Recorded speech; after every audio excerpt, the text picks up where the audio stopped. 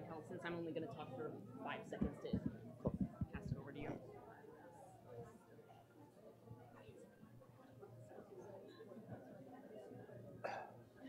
All right. Good morning, everyone.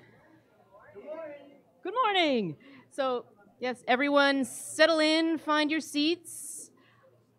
For anyone just coming in the back right now, we still have a little bit of seating left, but we are about to begin here.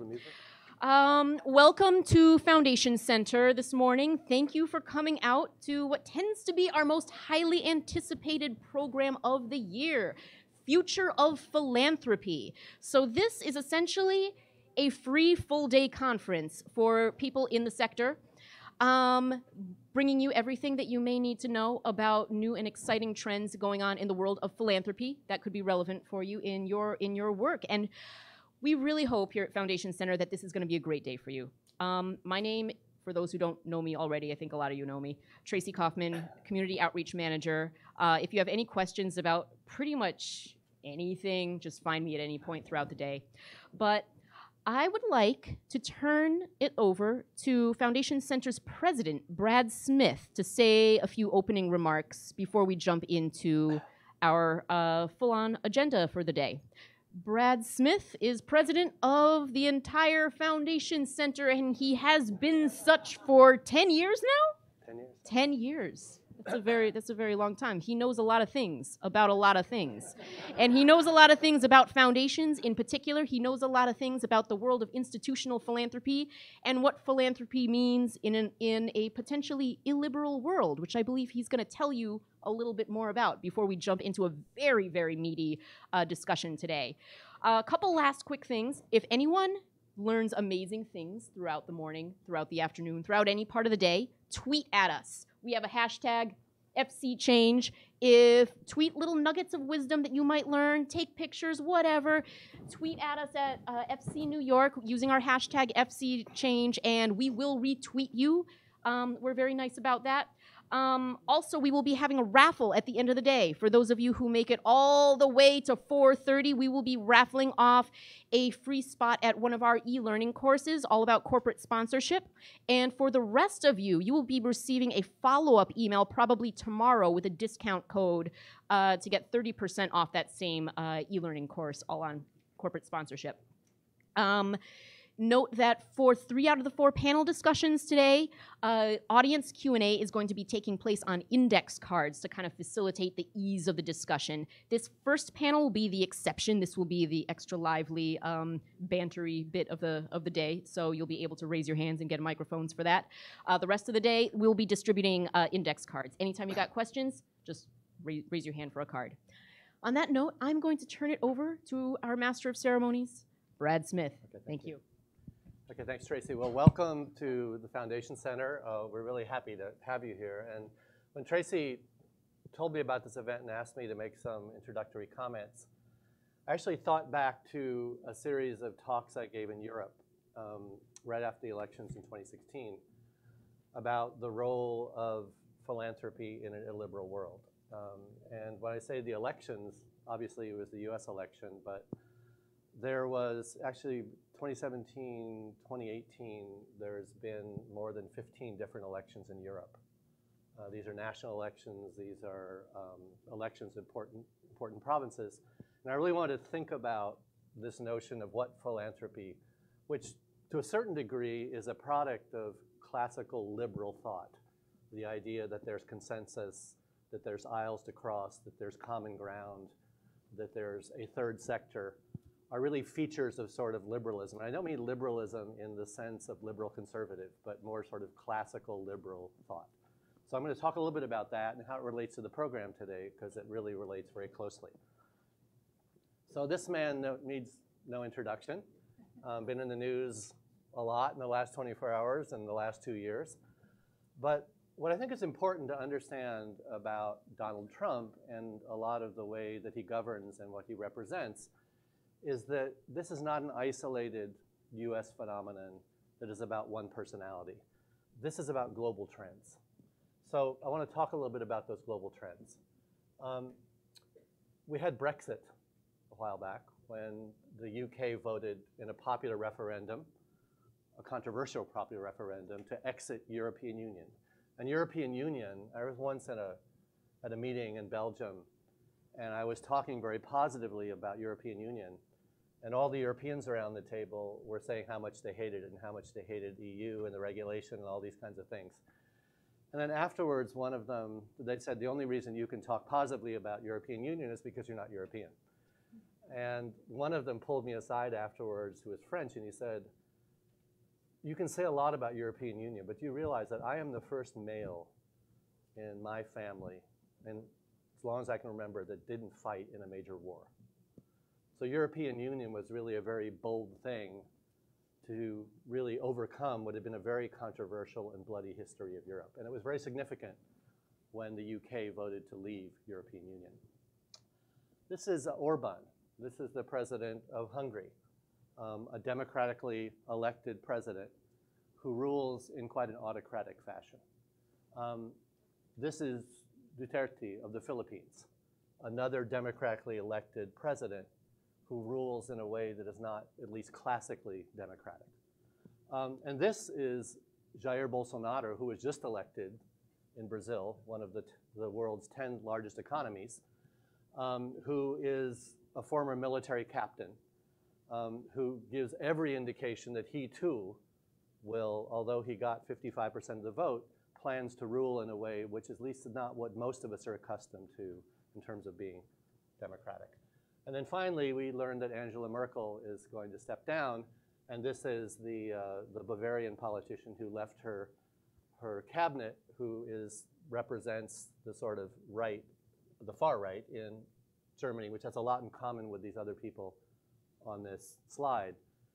And Germany is very worried about what the future of Germany is going to look like. So this is not just a US phenomenon. I think it has some important implications for philanthropy. One thing all these folks have in common is that they really don't like George Soros and the Open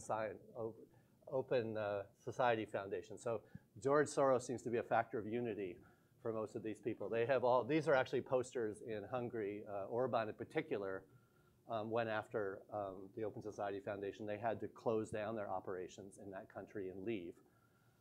But there is a lot of criticism of philanthropy and big foundations by a lot of these leaders. So this is a very changed environment. So the whole notion of illiberalism, it actually was a term coined by Fareed Zakaria in the 1990s, and he wrote an article. At that time, he was noticing that in the developing world, the so-called third world, there was a rising tide of democracy, but there also seemed to be a rising tide of leaders that were being elected through democratic processes who were not behaving in a very democratic fashion. And so he sort of coined this definition of illiberal. And again, what he's saying is that these are opposed to classically liberal principles, restricting freedom of thought or behavior, anti-democratic policies, some of the synonyms, intolerant, narrow-minded, unenlightened, fundamentalist, reactionary, conservative, hidebound. The one that I disagree with in this is conservative, because being illiberal or anti-democratic is not necessarily being conservative or progressive. There are plenty of progressives who are not particularly democratic, and there are plenty of conservatives who are not particularly democratic. Democratic really is a form of governing, which philanthropy is a really big part. But this whole idea of being intolerant, ruling on division, sort of trampling traditional democratic norms, this is something that is growing. But what's strange about it in the world is that it's growing through democratic elections. Now, the Foundation Center is no stranger to illiberalism. Actually, the Foundation Center, some of you probably know this, a lot of you don't, was born during McCarthyism. There were two sets of congressional hearings in 1952 and 1955 in which foundations were accused of supporting un-American activities. So these are the kinds of questions. This is Senator Joe McCarthy, right? These are some of the questions that the presidents, people like Doug Bauer, president of the foundation, not Doug Bauer in particular, but it could have been him if he'd been a president at the time, hauled up to Capitol Hill and being asked questions like this. Do you know of any foundations which had deliberately tended to foster communism or to weaken what we like to call Americanism? And this man, Russell Leffingwell, was the president of the Carnegie Corporation, the Carnegie Foundation at the time. And he said this in his congressional testimony in one of these two hearings. He said, "We think the foundation should have glass pockets." Essentially, we have nothing to hide. You want to know what we're doing? Just ask us and we'll tell you. And the Foundation Center was created in 1956 in the wake of these hearings by foundation leaders. John Gardner at the time, who was the head of the Carnegie Foundation, pulled together a bunch of foundation leaders and essentially said, the best way for philanthropy to protect itself is through public information. And the Foundation Center was created as a public information source about philanthropy. We published the first print directory of foundations in 1960. I have the real copy here. We're very proud of this. This is the Bible, more or less, the Old Testament at least. And it was just, we're also very proud because this year we just signed the deed for a copy of this to be in the permanent collection of the Smithsonian Institution as part of their year of philanthropy. So. And this was the first, Emerson Andrews, who was the first version of me at the Foundation Center, the first president and CEO. And this is a quote actually from the first annual report. This is in the charter, in the principles, that one of our chartered purposes is to promote the development of sound standards for reporting. How you actually report out what philanthropy does. So we take this incredibly isolated, diverse world of philanthropy. There's more than 87,000 active foundations in the US. There are hundreds and hundreds of thousands worldwide. But they're all, sort of these endowed, isolated institutions that have their own language and their own program descriptions and their own strategies. We sort of take this archipelago of philanthropy and we standardize the information and make it all available through data tools and reports so people can search through it and see what all of philanthropy does or doesn't do on any particular issue or cause. One thing we've learned at the Foundation Center, because we were born in an illiberal time, is that these bouts of illiberalism throughout the world, they may seem like an emergency and that require an emergency response. But one of the things we've learned is that it's not a sprint, it's a marathon. We need to understand what's driving these things, and we need to tailor our strategies to address them appropriately.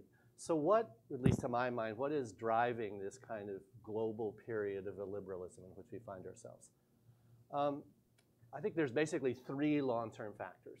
One is the distribution of wealth. And this is not an invention of a Republican or a Democratic administration. This is the product of a global economy which for decades has seen the fruits of globalization accrue disproportionately to a very small part of the population and has left very large populations in many parts of the world feeling increasingly disenfranchised or not part of the way the world is going. The second thing is the technological transformation of work. There's a prediction that in the next 10 years in China, almost 80% of all manufacturing jobs that are currently done by human beings will be done by robots.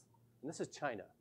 This isn't Ohio, this isn't Michigan, it isn't West Virginia, it isn't Birmingham, England, this is China. So where are those jobs gonna go? This is radically transforming the way people work, and you're seeing a growing response in philanthropy and beyond, this sort of what people are calling the future of work. What is the future of work? And then last is this incredible mobility of the world's population, which is producing an almost unlimited supply of refugees and migrants, which look different than much of the population. They speak differently, they eat different food, and they're a very convenient scapegoat to shoulder the blame for all these other things which are really transforming the way all of us live. We're going to talk about, the panels today really are going to address a number of the features that I've been mentioning. This bout of illiberalism that is sweeping the world is also accompanied by sort of classic liberal economic thought, which again is not liberal like democratic conservative. It's liberal in the sense that government should be small, that you should incent the private sector because the private sector will create jobs, and you should strengthen individual freedom as much as possible. So the whole notion of limited government, if you look at what's going on in the US, what's going on in Hungary, what's going on in the UK, what's going on in Brazil, what's going on in a number of these countries, they're trying to shrink the size of the public sector. And we're gonna have a panel on precisely that, on what it means when taxes, with the new tax plan in the US, and sort of the new structure of the US economy. Because as we know, we're the Foundation Center, but we know, of course, that the major source of funding for our income for nonprofits is not foundations. It's an important source, but the major is government, and then followed by individual donations. The second thing we're going to talk about is the GDPR, the General Data Protection Regulation was fostered by the European Union. The other thing that's really transformed our world is these sort of incredible online, social media echo chambers we all live in. We provide enormous amounts of data. We get all sorts of information back. We're surrounded by people that think just like us, which can sort of, rally us or depress us or whatever.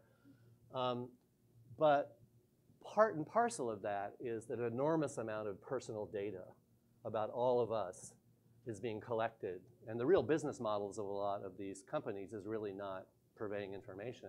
It's selling personal data for marketing and for advertising and other things. So we're going to talk about the GDPR, which is the really revolutionary regulatory framework that was put in place by the European Union that really restricts what organizations all over the world, including our organization, can do with personal information from users and people that visit sites. And this is a growing trend we're going to see more and more. I think, sort of the party's over when the data and social media industry is going to get a free pass. I think we're entering an era where there's going to be a lot more regulation and scrutiny. We're also going to talk about something which is related to what I mentioned earlier about refugees and migrants and a growing diversity of populations, which really is diversity, equity, inclusion, and its role in philanthropy in the nonprofit sector. I think one of the most interesting, remarkable things that's happened in the past few years is just this growth in DEI initiatives all over. I mean, it's really kind of remarkable for a lot of us who worked on these kind of initiatives for years.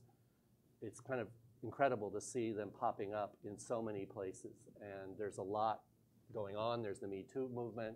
There's movements in other countries that's driving a lot of this. And we're gonna have a panel talking about DEI as well.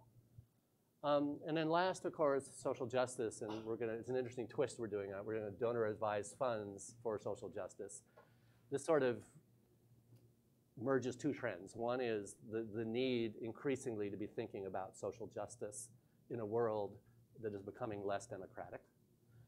And the other is donor-advised funds, which is really interesting because there's a lot more and more money is being put through donor-advised funds, either through community foundation type vehicles, other vehicles, or the very large Fidelity, Schwab's, and Vanguards, which are moving really billions of dollars around the US and around the globe through donor-advised funds. And what portion of that is actually going for social justice kind of work. I thought I would just end with two of my favorite quotes about philanthropy.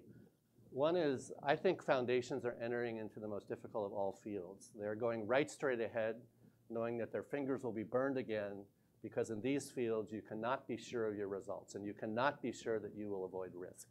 If the boundaries of knowledge are pushed back and back and back, so that our ignorance of ourselves and our fellow man and other nations is steadily reduced, there is hope for mankind. And unless those boundaries are pushed back, there is no hope. My second quote is this: to my mind, it is not merely the money that foundations give, but the stimulus and encouragement. The feeling that there is somebody you can go to and say, I know this is a very difficult thing, and I'm gonna get into a lot of trouble and get you into a lot of trouble probably, but here is something that ought to be tried. And those of you who represent foundations, probably some of the best grants you ever funded, the ones you got in the most trouble, somebody came to you like this. Now, what's interesting about this was not said last week, wasn't said last year, was actually said in 1956 by our friend Russell Leffingwell when he was testifying before Congress. The Carnegie Corporation was being accused of funding un-American activities, and this is how he defined philanthropy. So have a great day. I think it's a great panel. I want to thank you for all coming and being here with us. Thank you.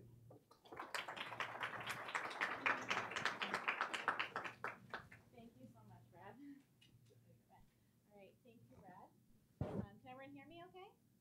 Thanks again. We can always count on Brad for very, I think, timely and thoughtful information about how what's happening in the world today, Mike, is impacting philanthropy. Can everyone hear me? Yes. All right. Hi. My name is Kate Demsack. I'm the New York lead here at Foundation Center, and I have the pleasure today of introducing the moderator for our first panel. We have some stellar panelists as well, but many of you may know him. Doug Bauer is the executive director of the Clark Foundation, and you may be familiar with him because the Clark Foundation is a really important supporter of so many nonprofits throughout New York City. You may also have realized or noticed that this room here is called the Clark Training Room, and that's because the Clark Foundation is a wonderful supporter of Foundation Center as well. And so they're really responsible. This is the hub and the center of all of the training and resources that we offer to the social sector, to all of you. And so they're really responsible for that, so through their generous support. So we're thrilled to have him here today. He's has a lot of expertise and I know passion about the subject that he'll be sharing along with our wonderful panelists. So please join me in welcoming Doug Bauer. Thank you. Good morning, everybody. Good morning. All right, that was pretty robust. I appreciate that. I'm going to introduce the panelists, and they're going to come up in just a second. Just a couple of things to talk about before we do that. First of all, you are in the Clark Foundation room, and it is appropriate for a lot of reasons. First of all, the Clark family made their fortune in two things: Singer sewing machines. They owned Singer sewing machines, and they also owned a lot of real estate on the Upper West Side. Built the Dakota, for example, back in the mid-19th century. But the original office building, the Singer Tower, was actually on Broadway right over here. So it's nice to be that close to the origins. Also, and more importantly, to me, the origins of a lot of their philanthropy in New York City was really in this area, and in particular on the Lower East Side. The Clark family and several other prominent families at the turn of the 19th into the 20th century had a lot to do with bringing the settlement house movement here to New York. They were very impressed with the work of Jane Addams and Hull House. They also were obviously moved and influenced by what Jacob Riis had uncovered in the tenements in the Lower East Side. And the response in many cases was to bring the settlement house movement here, expressed in particular in the support of settlement houses like Henry Street and Grant Street and so on. So it's good to be back here down in Lower Manhattan, where much of what the Clark family is all about got its start. So thank you for being here. This is, and Brad, as always, takes the big picture, and I really, really appreciate that. He's one of the most thoughtful people we have in the field of philanthropy, and it's important what he has done in his tenure as the president of the Foundation Center, and really has taken the Foundation Center to another level, of which I think the field is deeply appreciative of. Our first panel is going to talk about the Tax Cut and Jobs Act, which in many cases was probably, and there's been a lot of controversy in Washington in the last 2 years, and the Tax Cut and Jobs Act was certainly something that contributed to it. It certainly had a lot of implications, not only for all of us as taxpayers, but it also had a lot of implications for the nonprofit sector and for philanthropy. It's been discussed in the trade press. That we all read, the Chronicle of Philanthropy, et cetera, et cetera. And it kind of occurred when the act was first passed. A lot of hand-wringing since then. We really don't know, for example, and we'll talk about this on the panel, the influences the tax cut can have on charitable giving, as just one example. But there's other aspects and dynamics of this legislation that are really important for us to understand. And in the election results, because it's hard not to talk about it, it was just 48 hours ago. In most part, I'm very happy with what happened. Sorry about Beto down in Texas. That was a disappointment, but personally. But anyway, it was interesting to me that in particular here in the Northeast, this legislation definitely played a role in the Democrats retaking many, many congressional districts. There was much anger about, in particular, state taxes and mortgage and local taxes not being able to be deducted as a result of this act. And there is no question that that turned at least 3, if not 4 districts in New Jersey, where I live, from R to D. So that's just one example. So it was kind of an undercurrent in the election, not really in the forefront of the election discussion, but it was definitely there, and it definitely had an influence in certain parts of the country. So there's a lot to talk about, and we're going to focus more on the influence on the sector and philanthropy. We have a great panel in which for us to explore, and I want to bring them up right now. I'm going to introduce them, then I'll walk on up. First is Ruth Maharis, VP of Corporate Social Responsibility with United Way of New York. Jennifer Ching, who's the Executive Director of North Star Fund. Ethan Kahn, a partner with Mazars USA. Poonam Prasad, a board member with AFP, and she has her own consulting firm helping many of you raise money. And finally, last but certainly not least, Sharon Staple, the president of the Nonprofit Coordinating Committee of New York. Would you give them a round of applause?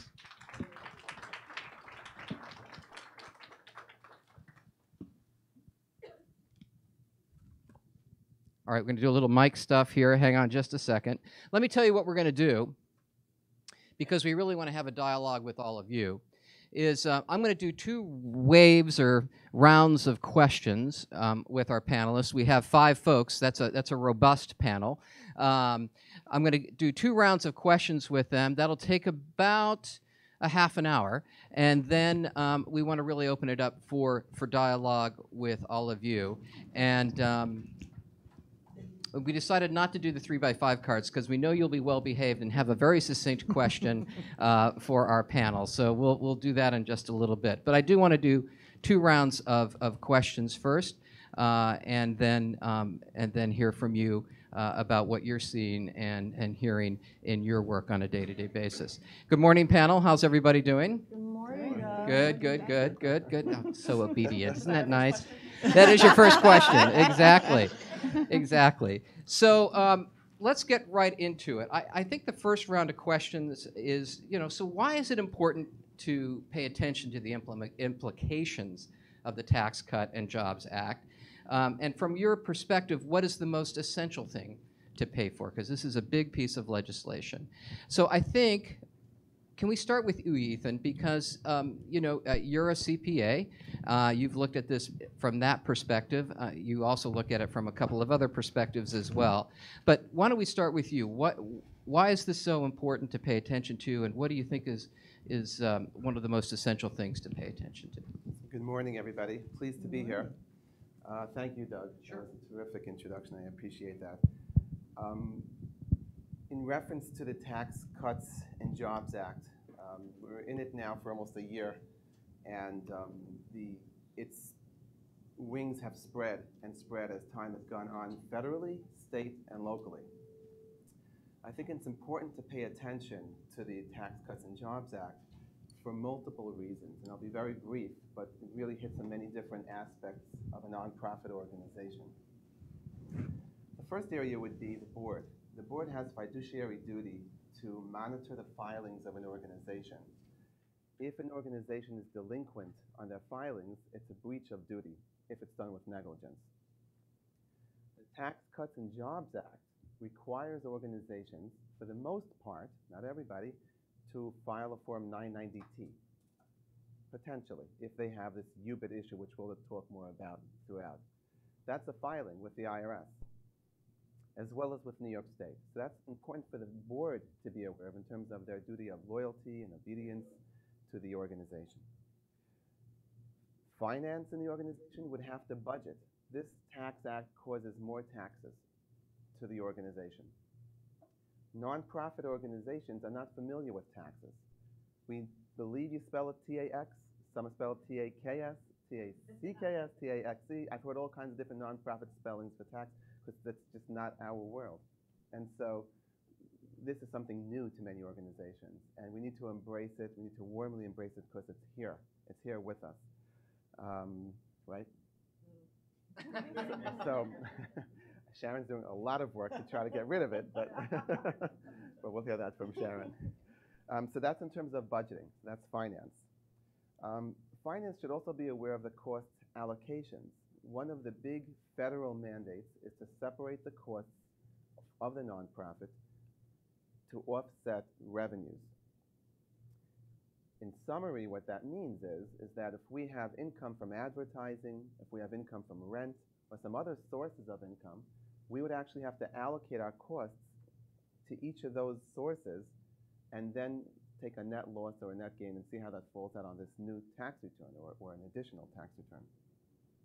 That's an allocation that finance should be aware of. How are they allocating their costs? HR should be very aware of the employees' difficulties that they're going through. If they have a cap of 10,000 on their itemized deductions, or if they're not going to itemize anymore, there's a couple of other losses, moving costs and the rest. Employees may have an issue now with their level of compensation and their morale. And there are a couple of ways to boost morale, but that's something for HR just to be aware of, to know what are my employees going, when they come to me and ask me for an increase, what's going on in their mind. It's because their tax accountant said, you owe more taxes at times. HR should also understand that when you're interviewing employees, there are many new options from New York State to try and work around these taxes. Most of those options are called opt-in or opt-out options. That means if you're interviewing an employee, they may have to say to you, they should say to you, are you an opt-in employee for this type of compensation program? And there are all sorts of programs, which maybe we'll get into a little bit later, what those programs are. And so that'll cause a bit of confusion between employees and employers. Boards and management should understand how they're structuring compensation. Development should keep an eye on donors and philanthropy. There's speculation. I've spoken to many boards who have asked me the question, Ethan, how is this going to affect us? We spoke about the taxes, we spoke about the forms, we spoke about all that, but how will this affect us development-wise, not development-wise? And there's two philosophies, which I'm sure you'll hear from the rest of the panelists. I'm almost done. I'm sorry, Doug. You're good. Almost done. There's two philosophies. One is that individuals that give to an organization give out of the goodness of their heart, and they will continue to give because it means something to them. I work significantly with homeless, significantly with developmentally disabled, and several other areas in social services. The individuals that typically give is because they're related to someone or they know someone. And so that means something to them whether they could or can't get a tax deduction. The other philosophy is that no, if we're going to have less of an opportunity to get, for these taxes a deduction, we're not going to give as much donations. The contributions will go down. So if I have to pay more taxes, that means I pay less. So that's the two philosophies. Each organization would have to really strategize internally what you think your donor base is consisting of, especially the larger donors. I'm not talking about the ones who are giving $100, $200, but those who are giving more significant numbers. And finally, for those who have government grants, taxes on government grants typically is a disallowed cost. So if you have reimbursable costs that you're trying to get reimbursed from a government agency, typically taxes are a disallowed cost. I've been in touch with multiple government agencies on the state level to try and turn that around, and we're actually writing the regs on that now. And I hope that I could prevail upon them. And those were my comments. All right. Yeah. Wow. All right. A lot of moving parts there. We're going to come back to some of those, and I know we're going to expand on some of them. I think, Sharon, we should go to you because you've been monitoring this very carefully as the head of the Nonprofit Coordinating Committee. And if you don't know the Nonprofit Coordinating Committee, you should give you a quick thumbnail of what you're doing and why you exist. Absolutely. Thank you, Doug. Thanks, everybody. Thrilled to be here. A little nervous about following Ethan with that explanation. But NPCC exists to strengthen not only individual nonprofits, but the nonprofit sector. So our theory of change is that well-managed, focused nonprofits individually will meet their mission in a clearer and more precise way, but they have to do it in an environment, an external environment that is fair and reasonable as well. So we are both helping nonprofits be better at managing themselves, and we are helping make the external environment as fair and reasonable as possible. We're a membership organization with about 1,700 members in New York City, Westchester, and Long Island, and we use the power of that membership to move collective action where we think the powers that be may need to hear from us and our interests from the nonprofit sector perspective. And I'm going to take a little bit of a step back from what Ethan was talking about, in part because I don't know that there is anyone smarter than Ethan on what he was talking about, so I can't compete on that. But also because I think it's important to also just talk generally about what does this mean for the sector as a whole.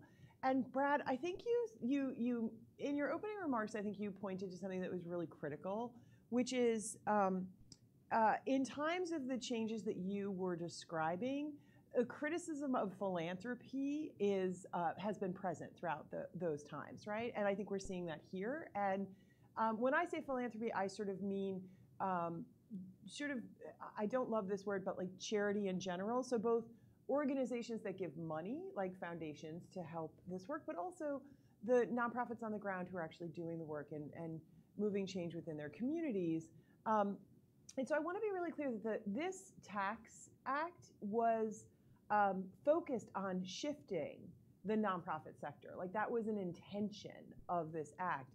And I don't know, paid as much attention to that as we should have. I think we were focused a lot, and by we I mean the collective sector nationally, right? I think we were focused on a whole lot of other things. It wasn't that we weren't busy looking at other stuff, but it wasn't until we sort of started to go through the legislation itself that we started to realize, like, oh no, like what is this about? And so there were some things that were very obvious. If you're going to limit, and Doug talked about this a little bit, and Ethan talked about this, if you're going to limit the way that people can itemize, and if and I think this is a big if, but it exists, if people donate to nonprofits because they can itemize, again, I don't actually think that's the primary reason, but for some people it is, then you may limit charitable donations, right? Like that was always really clear to us going into this. At the time, there was also attached to this bill an attack on nonprofit nonpartisanship, and if we have time, we can talk more about that. But that ultimately was taken out of the bill, but that was really where our focus was, oh my goodness, what is this bill going to do to this sector and our identity as a sector? And then as we started looking at some of the provisions of the bill after it was passed, we started to understand the ways in which this fundamentally shifts our operations, right? And so Ethan went through a lot of the details. I just want to pull back what that means. Like we are, and riffing off of Ethan's joke about taxes, like we are tax-exempt organizations. I will say that the most frequent conversation I have had with my members over the last year is, I don't believe what you are saying about what this bill does, because we are tax-exempt organizations and you are telling me we're about to get taxed. And literally that is the first 20 minutes of the conversation with me saying, like, I know, it's an oxymoron, but it's happening. And really, and while I do not ascribe to the warm embrace, I will say it is critical for us, as it is with all work that we do, to be as well informed as possible, because without that information, we cannot be strategic in terms of responding, right? So the things that for me rise to the level of what is critical is a lot of stuff actually that I think Poonam, Jen, and Ruth are going to talk about in terms of what does it mean to our fundraising. So I'm not going to go into that. But this tax stuff is really critical. So one of the things, as Ethan mentioned, that MPCC has been working on with a coalition of really smart, really motivated folks, is the unrelated business income tax as it applies to fringe benefits, right? And we're very specifically focused on commuter benefits. And what this bill did, or what this law does, is it says to employers, including nonprofits, if you pay or offer commuter benefits to your employees, you must pay 30% tax on that benefit, right? So if somebody gets 150, and for all of you who are like, that doesn't make sense, let me just stop. Let's skip the 20 minutes and let me say this is true. And then we'll move on from there. So if your employee gets $150 in commuter benefits, you pay 30% tax on that. Now, you may say, but I don't pay for that. My employee pays for that. That doesn't matter, at least as far as people are interpreting the law right now, that doesn't matter. You are still paying 30% on that, right? Now we're going to talk about in a little bit how we're going to try and reduce that to 21%. But that is a tax that you will have to pay. It has many, many implications. One, the compliance issues that Ethan talked about. Two, the ability to even offer these benefits, because the budgeting issues are such that this was unanticipated, unexpected, and it went into effect literally days after the bill, like days after we started looking at this bill. And so none of you had it in your budget. And for some organizations, this is hundreds of thousands of dollars. Now, for some of you, it's a few $1,000s.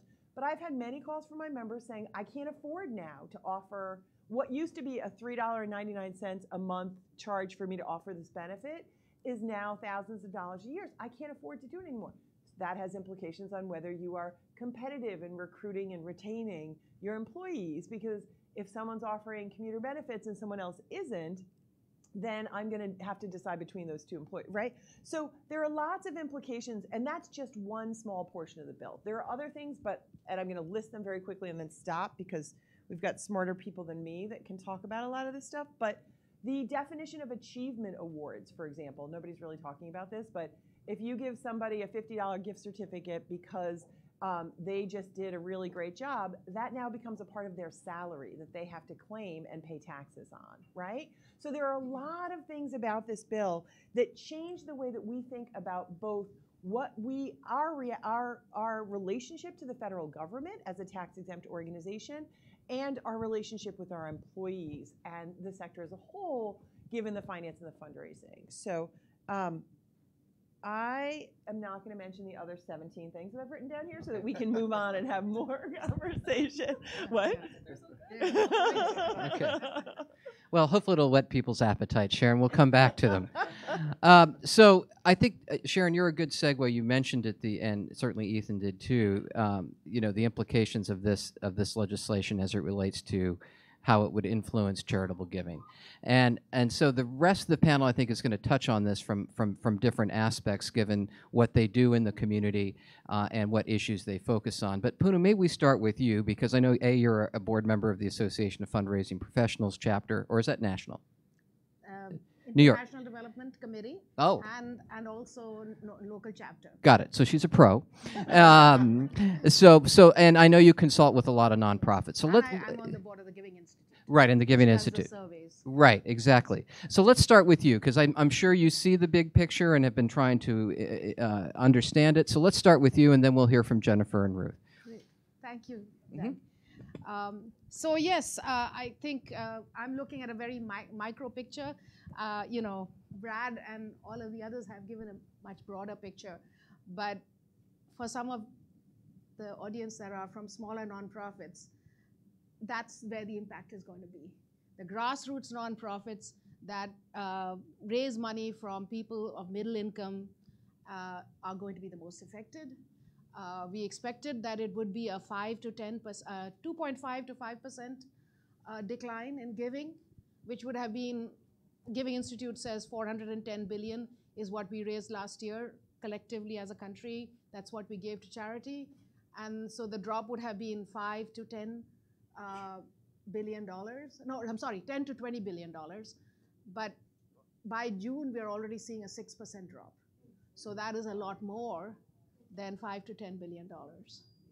So then the question arises, what do you do? The top of the pyramid is not going to be affected because their tax cuts have increased. And so those, I don't want to mention names, but those nonprofits that are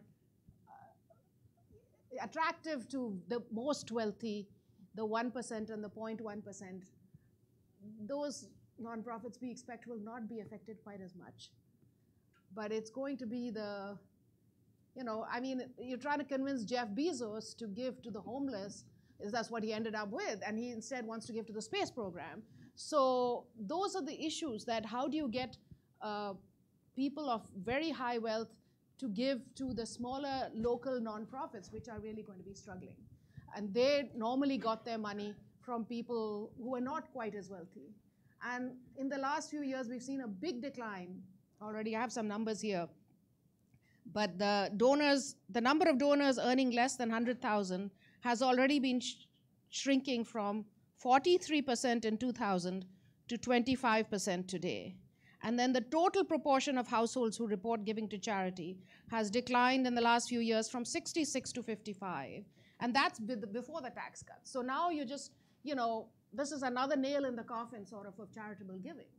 And so that says something about us as a society, that we are not going to recognize that compassion and caring for others is important, because we've taken away the incentive and the recognition in society that, yes, you should get a tax deduction because caring for others, giving to others is important.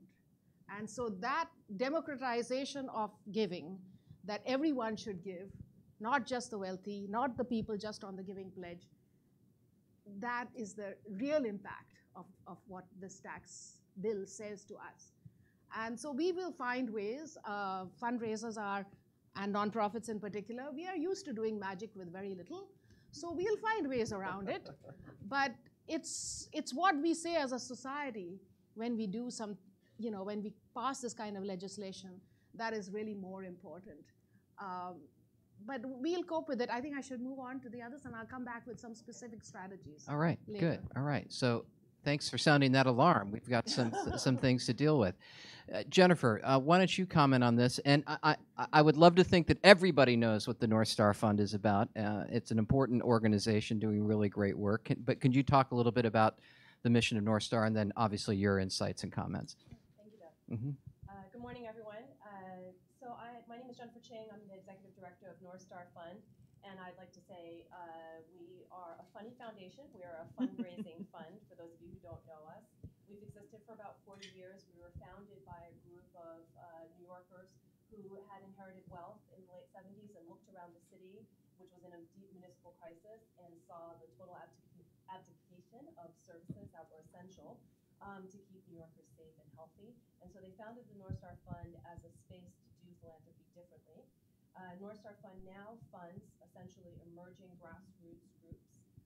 We focus solely on community organizing in New York City and the Hudson Valley, and we do our grant making very differently from other institutions. Our grant making is completely led by community activists who sit on our regional community funding committees, 2 here in New York City and 1 in the Hudson Valley. We also raise our dollars differently than a lot of organizations because we enter and seek intentional relationships with our donors to radicalize them into understanding what it means to give and to seek power through their grant making and their giving. And so we sit in a space in philanthropy to really encourage philanthropists to let the sector lead and to not allow philanthropy to control and to set the goals and the outcomes and the visions of people. So that's a little introduction of who we are. So you can imagine I have a lot of things to say about what's going on. And I'd really like to take us even bigger step back, because I think we are right now as a sector in a situation where we must organize, be intentional. Thank you so much for NPCC, for Foundation Center, but we have to be in a place where we are not afraid to advocate for ourselves. Because the existence of a healthy nonprofit sector is a direct threat to autocratic institutions. And the Tax Cut and Jobs Act was highly pernicious because we all saw how it was marketed, but now we see the underlying intention. And so this is a space where I think, not often, but I think for many of us development professionals in the room, oftentimes you're probably following your program lead and talking to your executive teams and trying to say, sounding alarms, sounding trends. This is a space where I think development officers really must lead because the sector is in jeopardy. And the sector is in jeopardy because we are living in times where we have expressed policies linked to white supremacist values that are now actually creating and interfering with our business. And I don't use these terms lightly. And I think the examples that we saw, for example, that we could have national political elected regimes target individuals like George Soros, and that we cannot say openly that this is an anti-Semitic, that this is white supremacist values now being expressed in the public forum as an accepted public policy. And so we live in dangerous, slippery slope times. And I sound this alarm not as an institution where I think we take these words lightly, but collective action is likely going to be our only way to build bridges, to have difficult conversations, and to move our local legislators, our state legislators, our national legislators into a space where they understand the health and the vibrancy of the sector. So a couple things that I think are important for us to think about. The first is that in many ways, the Tax Cut and Jobs Act is really a symptom of the larger issues of wealth aggregation that Brad spoke so much about in that really powerful picture of the 50% of the wealth being held by a handful of individuals. Last year, 87% of the wealth generated in the United States went to 1% of the population. And as we all know, and as you can look in this month's issue of Chronicle and Philanthropy, most of the charitable giving went straight into large bank financed, donor advised fund financial vehicles where it is just parked and is not being actually released. I think there was a statistic that Fidelity's donor advised funds increased by 66% last year alone. And those funds have not been released into the sector, right? But the donors are receiving the benefit of having made a gift. We are seeing, of course, in the sector, and as all of us experience in our daily lives, an increased decades-long trend of donor-controlled giving, donor-directed givings. Philanthropy sets the tone. This is our project. This is what we seek to do, RFP, because we're trying to address this problem in this particular way. If you fit our terms, please apply, right? And so what we're experiencing as a sector is actually the opposite of what that wonderful quote said, which is the sector is not leading with creative solutions. The sector is instead following money, and following money quite desperately. And we are, of course, seeing with the Tax Cut and Jobs Act and overall an abdication of things that should be funded in the public commons, services that all of you critically provide and probably feel like you're really not able to provide to the robust level that should and could be provided, because the nonprofit sector, at the same time as when it's being drained of its resources, is being expected to fill the core services that are required to keep our neighbors safe and healthy. So in that context, I think we need to have some really difficult conversations, and we need to really think about how we market our work to our donors, because giving is no longer, I think, only about feeling good about yourself. Giving is no longer really about the individual story, the threatened client, the individual victory. Giving is now becoming a political act and a political expectation.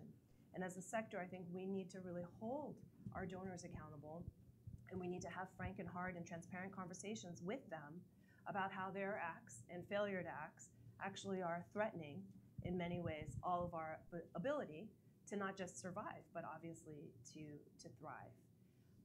There are many spaces where I think the sector is taking great leads and strides.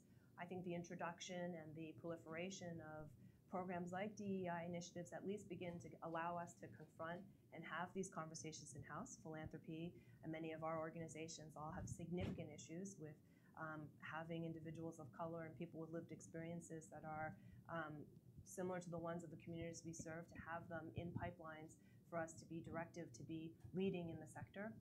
So we have a long way to go overall as a sector, but at the same time, I think the alarms having been run, we are seeing more and more initiatives and more spaces for us to have those conversations. But what I really wanted to share with you all this morning is that at the end of the day, as Prim so noted, the challenge for all of your organizations as a practical matter really depends on where your donation base is. The idea that I think many of us who entered this field thinking that we would build some diversified pie and we would have this glorious circle of major donors and mid-sized donors and small donors and grassroots donors really doesn't exist, because our nonprofit economy is largely growing to resemble the actual world economy. And so the question that we have then is, do we all revert to a strategy where we chase major donors solely and become beholden to the voices and the priorities of the few? Or do we, as a sector, turn to our leadership and really begin to take collective action to shift that tide and to speak for the millions of people we serve every day? All right, thank you, Jennifer. A lot there. So, Ruth, your thoughts? So my name is Ruth Mahars. I'm with United Way of New York City. I'm their Vice President for Corporate Social Responsibility. I have been with United Way for a short period of 4 months. So new to the nonprofit world, but not new to philanthropy. I actually have a background in managing a global philanthropy program through a corporate partner of United Ways.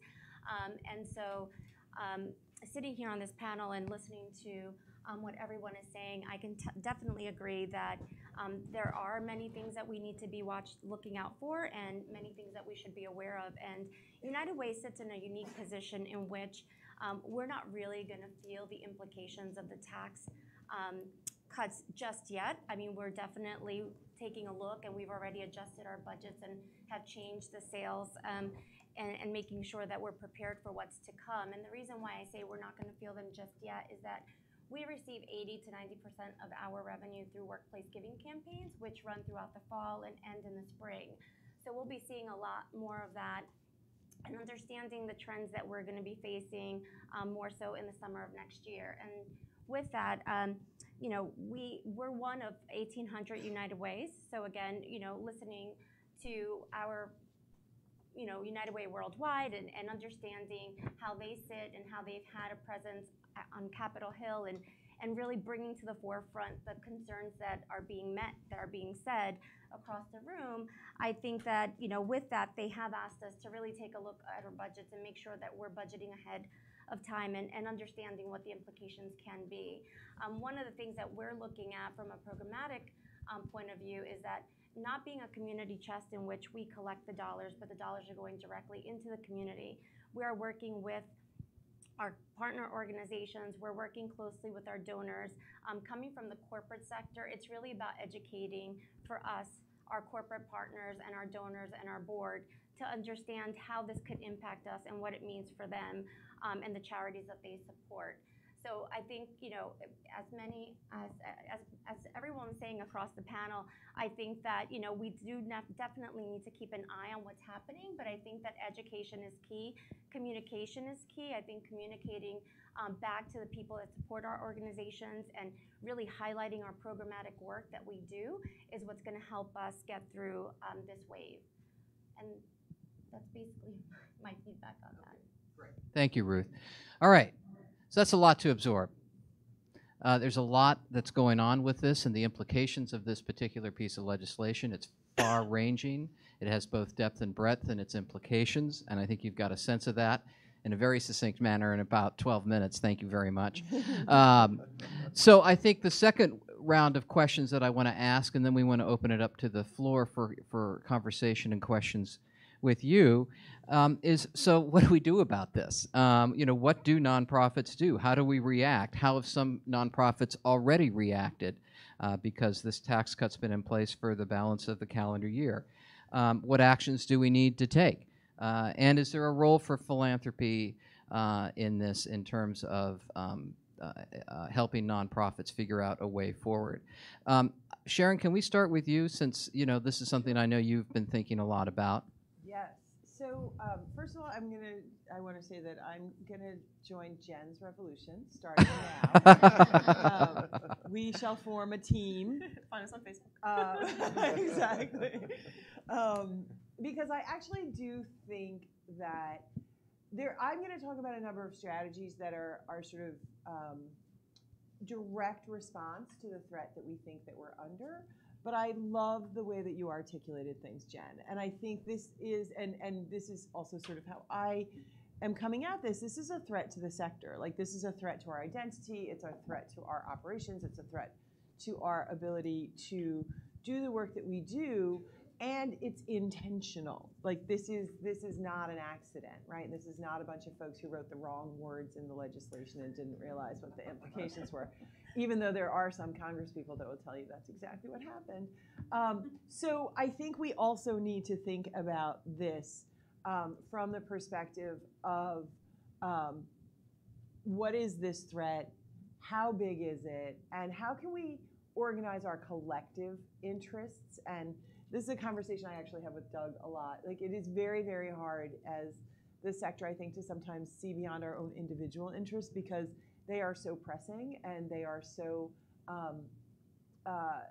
hard sometimes. There's a lot of scarcity, right? But this is the moment where collective action is the only way that we're really going to be able to address this. And so I'm going to talk about a couple of small examples of that collective action, but Jen has just inspired me to go back and think of something much bigger than that, and then come back to you, and together we'll all take over the world. But for now, the world's taking over that we've done. One of the things that we did at NPCC, sort of immediately after understanding that the Johnson Amendment threat, and I don't know if you want me to talk about that now for like a second. Let's talk about it really quickly, yes. So there was a rider to the tax bill that would have repealed the Johnson Amendment. The Johnson Amendment is a protection, in my opinion, it is protection for nonprofits that prohibits us from engaging in partisan activity. Now, to be very, very clear, that does not prohibit us from advocating, very pro-advocacy for the nonprofit sector, and it does not prohibit us from lobbying. I'm actually a lobbyist for my organization. But those are very strictly regulated things, lobbying, right? And partisanship, I endorse Doug Bauer for president, or I do not endorse Doug Bauer for president. That has been strictly prohibited for a very long time for reasons that we won't get into now, but they are all incredibly political. This administration would like nonprofits, particularly religious organizations, to be able to espouse political opinions, right? So we were focused on the Johnson Amendment in this tax bill because we were like, whoa, that fundamentally shifts who we are. It takes our mission of community-based work sort of and puts it to the side, and then we're going to see all of these political action committees that come up as nonprofits and benefit from the tax-exempt laws, but are actually mouthpieces of politicians, and so we were focused there. In the meantime, the tax bill also, as I said earlier, intentionally began taxing not-for-profits, tax-exempt organizations. And so we have done a couple of things as NPCC. One is we are, and I'm not going to say I have a lot of hope here, but we are still working on the federal level to get those legislators who may not have understood the implication of the bill to understand what this means to nonprofits, and particularly to nonprofits in their community, and what this bill does in terms of additional financial burdens, additional compliance burdens, and to see if we can't get certain or all sections related to nonprofits repealed from the bill. Again, this is not our #1 strategy, but it's an important one, and I have been very focused on letting our federal legislators know what the implication is for nonprofits, because I'm not sure that everyone understands. Locally, we have done what we could, and we're continuing to do what we can to decouple the tax law, the federal tax law and the state tax law. So for those of you, and Ethan could probably explain this better than I can, but in many cases, New York state tax law just says we'll do what the federal tax law says. And so, for example, with the unrelated business income tax, or UBIT, on commuter benefits, 21% of that is federal tax and 9% is state tax. And so we have said to the state government, you did not mean to do this. Like, the only reason that you have this 9% tax now is because you did not decouple the bill. We got together very shortly after the bill passed, a coalition of some extraordinary activists in the city and in the state, and got in one session both houses in the state legislature to pass a bill that would decouple the state and federal tax so that 9% law goes away. Now, that bill, while successfully passed in the last week of the session, which for those of you who do advocacy on the state level know that is an extraordinary feat, particularly for a bill that was introduced in that same session, and so my colleagues in this coalition did phenomenal work. It still has not been signed by the governor, so it still does not actually exist. But if it does, that will reduce your taxes by 9%. And then the third thing that we're doing, and this is probably a topic for another day, but we have been also looking at the sort of government-run charities and creating government-run charities, right? New York, Governor Cuomo proposed to do this. The IRS has said this does not work. We're not going to allow people to donate to a government charity and then write that off on their taxes. Has lots of implications for individual giving and what people think of as a donation if it did work. But we've also just recently had some legislation introduced into the city council that mirrors the state language, and we're not quite sure why they think that's going to work. And so we're talking with our city council colleagues to find out what's happening. So we're sort of trying to approach this from lots of different fronts. So, and I want the last, and that was good, thank you. But about 2 minutes each so we can get to some questions. Sorry. No, it's all right. It was important to mention the Johnson Amendment. So, Poonam, how about from your perspective, what should nonprofits do? I'm struck in particular by your comments for the smaller nonprofits and also nonprofits who probably focus more on the smaller donation or work with not so many ultra high net worth or high net worth individuals who will probably still itemize. So what do they do in a defensive or offensive way? Multiple of strategies. All right. So you know, I wanted to paint the gloomy picture first, but then can I just add to my gloomy picture for 1 minute, and then I'll go to the rosy picture. All right, good. So there is a while back when I used to teach my students, I used to make them read this book called The 7 Faces of Philanthropy, the 7 the reasons why people give, and none of them have to do with taxes. So, but this year when we had our Giving Institute Symposium, the new research is the mega donor archetype. So it's no more major donors. We're moving to mega donors and transformative donors. So it's even worse than what you talked about, which is the major donors. So there is that other layer. It's good because we get big gifts from from smaller number of individuals, which means that we are very efficient. So when you look at us on Charity Navigator, our administrative costs will go down. So that's the one of the pictures. But then the other strategies so the money, some of the money that used to go to nonprofits, the smaller amounts of money, have gone to political giving. And it used to be that the people who gave to politics gave larger amounts to charities. So there was supposed to be a complementary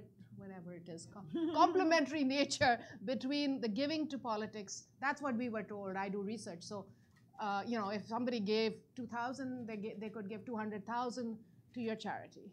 It doesn't work like that anymore. Those who are giving to politics are the smaller donors. They feel not only are you advocating, They're part of Jen's army too? Yes, they are part of the army too. They also feel empowered that their small donations maybe will have a bigger impact if they give to politics, to the kinds of candidates that they wish will make change. Then that same dollar going to a charity will not have the same impact. So people have not stopped caring, which is the first thing. They're just voting and caring, and as someone said, this is the golden era of community activism. So people are still care, and people are still doing what they think is the right thing. So that's good. So that means then they're not giving for charitable tax deduction reasons, because of course political giving is not tax deductible. So then that means that basically they want to make change, so they're going to give to whatever they think will make change. So then it comes back to us that we need to show the impact. What we're doing, even if you give us a small gift, it will make a big impact. So showing the impact is going to be even more important. Crowdfunding is a big thing. Younger people don't trust institutions, maybe rightly so or wrongly so. But they will give if another peer encourages them to give. The other person is devoted to the charity. So that's been before the old boy network was there. Now at the younger level, it's all of us. If someone else is so devoted to the charity or running the marathon or whatever, peer-to-peer fundraising has been big for a long time. And crowdfunding, I started a little crowdfunding campaign in 2014 for an Indian organization actually. And we made some changes. So, Giving Tuesday is another big phenomenon which is very successful. So at that year, Giving Tuesday had already, started its wave. And so everybody said, okay, we'll start it, after Thanksgiving to time it with Giving Tuesday. And I said, no, we're trying to do this for Indians.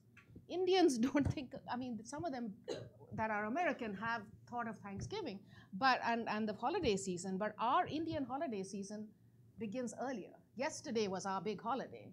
If you're going to ask me for money next week or the week after, or 2 weeks later, you missed my chance. I was homesick yesterday. I'm not going to be homesick 2 weeks from now. I'm going to be on the plane to India by then. So I'm not going to be here even, to be asked. So we started it with great fighting and struggle, because of course starting anything earlier is always harder. We started the campaign October 1st. And we also asked for a match. And for the first 2 years, we had a match. And the campaign was so successful. The third year, I was out of the picture. They've run it successfully for 2 years. They said, oh, we don't want to ask our major donors for a match. We want to ask them for straight, big gift. So no match, dropped by 50%. So again, it's a question of your impact. You know you're going to give a small amount of money. If you feel the impact is going to be doubled by having the match, you feel more empowered. You feel you're going to make bigger change. Double, triple, whatever it was. And the previous year, the first year when we got the match, the chairman of the board, she's a woman, was so sort of hurt that we never asked her for the match. Because she said, I want to empower, they have a young professionals chapter. They said, I want to empower the young professionals. How come you never asked me? And I said, well, I give now. I said, no, we don't want to really triple the match. We almost passed our goal. I think we'll leave it alone, but next year. So the next year she gave, and then somebody else gave, because it became the thing. They all wanted to encourage the young people to give. So then the third year when you don't have the match, it's like, you just brought it down a notch. So those strategies, crowdfunding, and from those people, I mean, we all talked about George Soros, but he began his philanthropy stuffing envelopes of the Human Rights Campaign. That's where he learned his initial. So if we don't bring these young people in, we're going to have a lot of trouble later on. We need to teach them about caring. Can I say one more thing? Very quickly. Okay, I'll come back. We're running out of time. Come back. Okay, good. All right, so Ethan, I want to go to you and then wrap up with Ruth and Jennifer, and then we're going to open up for questions. 1 minute each, I'm afraid. So Ethan, your profession, the accounting industry, you're the guys that have to help us make this work. So what are you telling your clients, to do at this point to move forward? So there's two components. I meet with boards quite often, audit committees quite often. The first thing is to understand who the organization is. When I testified by the Senate a couple of years ago for the Nonprofit Revitalization Act, I tried to impose upon Senator Marcelino and the others that were involved that 80% of nonprofits are small, to your point. 90% of the wealth of the nonprofits in the country belong to about 10% of them, museums and the like, and Harvard and exactly, and universities, that's exactly right. So 10% of the wealth is by all the rest. So you need to understand the organization. How does this affect us? When I talk to the boards, they say, what does this mean to us dollars and cents? What does this mean to us as a fiduciary? Key is, be prudent. The prudent thing is, understand what the tax bill is to the organization. You may hear from many other professionals workarounds. Try to think about those workarounds. Don't get too shady. This is in the limelight, this tax. So many of these workarounds, you could do this, you could do that, and figure that and figure this. It's all, many of these things have been thought through, and many of them are not actually viable options. So figure the tax, pay the tax. Should we be successful retroactively to undo things, we would be able to get a refund from the IRS. Understand the employee's implications, which means that their compensation may change based on some of these things, and therefore eligibility for pension, Social Security, and all sorts of other personal items to the employees may change. So that's from management, finance, and HR. And then in general, it's important to be on top of this. The last final parting point, because I know it's late, there's a lot to say. I speak about this for 2 hours straight in multiple states around the country, and there's a lot to say, but basically, be on top of this. When Sharon says the word decouple, that's the buzzword. Decouple means we want to disassociate state from federal. We don't want to have a statute saying that whatever federal charges, state's got to charge also. We have a 9% state tax. DC has 9.4. Other states have higher. Other states are lower. And that means something to every single individual in the state, virtually. And so decouple means to disassociate. And that's basically what my parting point would be, is really be on top of those buzzwords, understand when the advocates the politicians say something, what does that mean to you? And feel free to just give me a ring and say, Ethan, I don't understand what he just said. He said something about taxes and nonprofits. Huh? And I'll walk you through it. Good. Thank you. Ruth, some final comments from you about what nonprofits should do, and then we'll ask Jennifer to conclude. I think my biggest suggestion and something that we're doing at United Way is just going back to basics. I think that something I mentioned earlier is that education is key. I think educating your donors, your board, letting them know what other options they have as far as donations are concerned. I know that later on today you'll be hearing about donor advised funds, but that is another way to help some of our larger donors make those donations that they can feel comfortable with. And so we are educating our board, connecting them with local experts to sort of give them that education so they can do that peer-to-peer fundraising that we so need for nonprofits. Again, I think that many people overlook direct mail, fall appeals, and just revisiting that and really looking at your stories and how compelling can they be. So looking at your marketing and really finding those touch points that can resonate with your community and with your donors. So, and then overall your strategy. So, with what I just mentioned, it's really taking a look at your strategy, how you're communicating, how you're educating your donors, looking at yourself. What are you doing and how are you reaching out to your community? So I think I leave it with going back to basics, getting back to the drawing board and really understanding what your nonprofit needs and how you can attain your goals by looking at that and rebuilding. Sorry. Great. Final thoughts, Jennifer, on what we need to do? I just have a really quick question. How many people here are in organizations where your annual budget is under 2.2 million? Okay, that's just helpful for me to get a sense. I don't really have much to add. I just wanted to just close by sort of reminding us that our sector has faced adversity through the entirety of our history. So, and I was recently reading histories of how the civil rights movement was funded. And I urge all of you actually to take some time to actually go back and look and think about how movements that were under far greater scrutiny and pressure and power, how they survived and thrived. And there are two narratives of the civil rights movement, and I think it's a yes and. It's not that they are in opposition to each other. The first is that actually it was mid-level, smaller foundations that really took the lead in making some of the largest investments to fund the civil rights movement immediately after the Montgomery bus boycott, to the amount of about $31 million in what current investment. So it really wasn't a huge amount of philanthropy dollars that was able to generate and build the movement. The second, of course, is that at the end of the day, hundreds and hundreds of thousands and eventually millions of dollars were raised in communities, through churches, through students, largely, and the movement was, at the end of the day, matched or even largely majority self-funded. Mm-hmm. And so, I know I've sort of said a million oppositional things, contradictory to each other, but they're all true.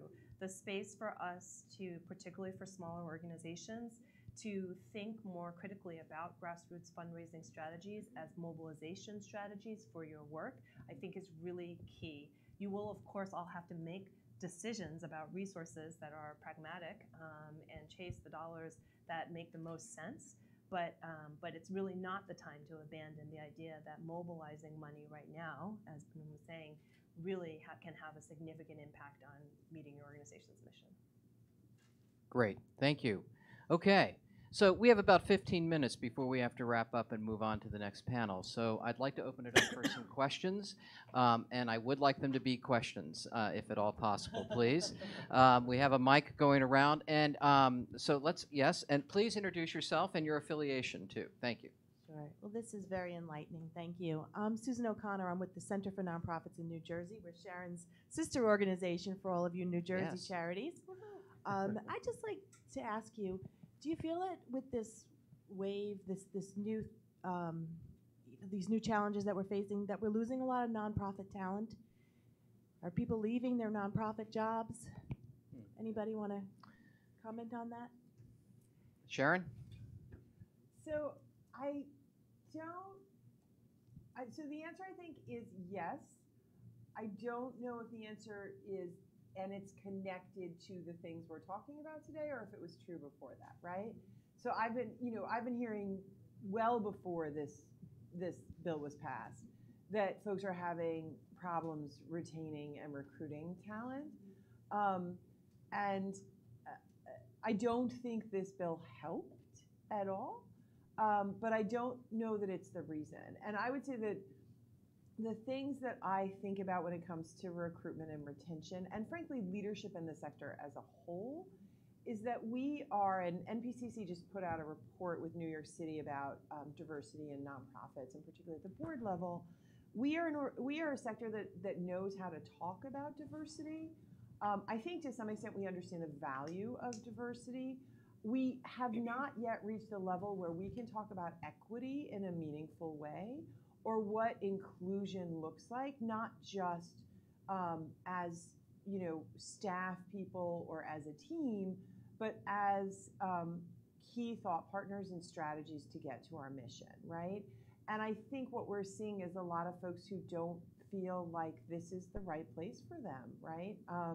And that we have a lot of work to do around what it means to be innovative and spark innovation and to attract the kinds of folks that really can forward that innovation, right? And I don't think that our DEI work is the sole reason. I think there's lots of things around scarcity models and the way that we are resourced and all of that makes it hard for us to offer retirement plans. And like I said, I have members saying like we might not offer commuter benefits and it makes us less competitive. But I don't think that's the core. I don't think we go into this work for the money and the glory, right? I mean, I'd like for us to go into this work for a retirement plan. I really would. But I think that really what we're seeing is maybe less bravery, right? And so it's less attractive. Okay, thank you. Other comments? How about way in the back? Hi, I'm Melanie. I'm with College and Community Fellowship, which is a nonprofit focused on higher education access for people with criminal justice histories. And given the strain that we're talking about in terms of compliance with these new tax laws and the need to think strategically for the future, what areas of capacity building or coalition building or resources exist that you all would recommend we focus on in order to actually maintain our ability to think strategically and not just be constantly reactive? That's a good question. Who wants to tackle that? You want to start, Jen? Sure. Yeah. So a couple, I'm afraid my answers are a little obvious, but I think this is the time. We've talked about the scarcity model. We've talked a lot about intra-sector competition. We've existed in a time where we adopt a very dog-eat-dog kind of world to our fundraising, to our disdain for our competitors in the sector. And I actually think this is a time for us to think with greater unilateral and, as I said before, collective purpose. That you should be meeting with your peer organizations and really thinking through and being honest and transparent about the challenges that you are facing. I think that in the world of even sort of crowdfunding and fundraising, you will probably raise more money if you raise money together, if you find ways to work in coalition, not just around the achievement of a singular policy goal, for example, or a number of services reached, but in really thinking about how to resource and build the capacity of your organizations together. I think outside of that, I think this is the time for organizations to really have a greater sense of their institutional history, right? Development staff turnover is really significant. We don't often inherit particularly good records. It's time to be talking to donors that have supported the organization perhaps through the last recession to really understand the strategies and the messages that worked, and to really talk to your funders, perhaps some of your longer time funders too, to understand a little bit about what happened organizationally during the last significant downturn, to see if there are either shifts in patterns in behavior that have worked or ones that have not and really need to pivot quite quickly. Do you mind if I add? Well, I was going to say yes. I would like you to add to that. In particular, I think you should put in a plug for the day-long conference you're going to be doing in a few weeks. Well, thank you. And then I'm going to say something. So three things come immediately to mind. One thing that MPCC has been doing as sort of an umbrella organization that it is also sort of seen as agnostic or neutral in the sector because we are not a human services organization, we're not arts organization, like we cover the entire sector, is we have been bringing together organizations in the same way that Jen has been talking about to have those conversations in a quiet way. Like we have not been advertising or blasting all this out to all of you, right? But in a quiet way, if folks are having struggles about how are we reacting to certain things or how are we aligning strategies either for fundraising or for policy, or just for like, what does this mean for our business model moving forward and how do we all sort of come together, we are a place that can host those meetings. We don't necessarily have the expertise you need around the subject matter, but we can facilitate, we can draw out, we can do those things. So I would, and NPCC is one organization, there are other umbrella organizations that could help as well. You may belong to one. I would, if not us, I would suggest that you think about where can you have these collaborative conversations, even if they're hard. The second is, there is actually a lot of organizing going on around the very specific responses to the tax law. And so for those of you who are NPCC members, you will receive, likely on Monday, an update about how your voice can be heard in this process. And for those of you who aren't members, I encourage you to follow us on Twitter and for me on LinkedIn. I'm not on Facebook anymore. I can't do it anymore. It's exhausting. It's exhausting. But we, so we will have some news. And then as Doug said, NPCC runs the Nonprofit Excellence Awards that's supported by not only New York Community Trust, but also the Clark Foundation. And for a very long time, we used to have this like 90-minute panel to sort of talk about, how our nonprofits run. And this year, we're actually turning it into a one-day conference because we felt like there was so much to talk about and so many different conversations to be had in the sector. And so it is an opportunity for people to come together and learn about not just the sort of what is the playing field look like, but also what are the successful things that people have done. What are the templates that you can use? What are the tools you can use, the tricks you can use, and to have a conversation about your colleagues. So that's on December 6th. And right now, if you're an NPCC member, and I will say, although everyone, when I go back to my organization, is going to be very angry at me for saying, not very angry, but right now we're offering 50% off on the tickets to our NPCC members, so we'd be happy to extend that to the folks in this room, so long as you don't tell anybody else. Well, Tweet it out. Exactly. This is streaming live. So. Exactly. Okay. Melanie, three other things. Thank you for the question. Support Center for Nonprofit Management is a good resource. Mm-hmm. Community Resource Exchange, they're both thinking a lot about this, as is Cause Effective, and Cause Effective may be in the room. So those are also three great groups. How about you, sir? Yes, hi, good morning. Thank you all. So my name is Chris Sinclair. I'm the Executive Director of External Affairs for a nonprofit called FLIP National. FLIP stands for First Generation Low Income Partnership. It's an organization that does advocacy work on behalf of first generation and low income college students at colleges and universities across the country. I think my question, I think this has all been really helpful information, but we are a really young nonprofit that's had a lot of success, but we're nascent in terms of our fundraising and our resources. And so I guess my question is, what kinds of things should we be keeping in mind as we try to formulate strategies to step up our fundraising efforts and maybe seek some larger donations and some big donors, et cetera, because we've operated for a long time with very, very, very small, minimal amounts of resources. Poonam, how about some fast advice? So yes, so I was thinking also with the young lady in the back, we have Jennifer here from North Star Fund, and I've worked for 11 years with the New York Women's Foundation. So grassroots organizations could look up to organizations which have big donors that are looking for grassroots organizations who are doing the work, and make yourself visible to those grant makers that are looking, to give grants at the small grants at the lower level. And then, the funders will come to know you, and you'll get a track record, and it's a feather in your cap if North Star funds you, New York Women's Foundation funds you. It sort of raises your visibility among other people. So that may be a good step. And some of the organizations also do capacity building, help trainings and stuff for their grantees. I know the New York Women's Foundation takes a lot of care of their grantees. So, and I'm sure North Star does too. So they bring other resources to you. So that may be a step.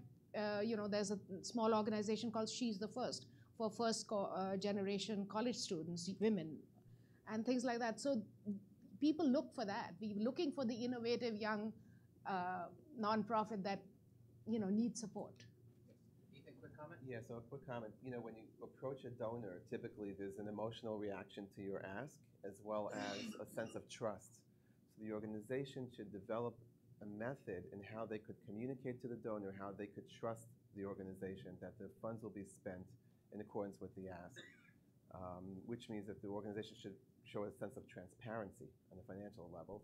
And then the emotional component would be where you're bringing out the mission. So the mission is important to know, what is our mission? What's the impact we've had on society? You say we've helped X number of people or X number of milestones. That means something. It hits the heart of many of the donors. Great. All right. Comment? I was going to say one quick thing, Yeah. and I think I can hear the collective groan in the room. Your board is really important. You have to be really thoughtful about who you bring on your board, particularly when you are a new and emerging organization, because we often think, oh, I want the visionary leader, I want the friend of the friend, but you want a resource mobilizer, and so that's from day one. That's a key. Mm-hmm. Okay, we have time for one more question. Let's take yes, ma'am, in the back, and then we're going to wrap up. So. Hi, thank you so much for this wonderful panel. A lot of things and ideas come to mind. My name is Tzipi Benhaim, and I'm the Executive and Creative Director of City Arts. We're a public art and art education organization, and we're global too, building young minds, build bridges with Pieces for Peace for youth around the world. You mentioned trust. One of the points that many donors call us up and say, how come you're not on Charity Navigator, for instance? And then I realized you have to be over a 1 million budget in order to make it. So is there a way for you to create something that will be under 1 million where they will trust us as an organization? There's I'll just do 10 seconds. Yeah. Everyone else has about this.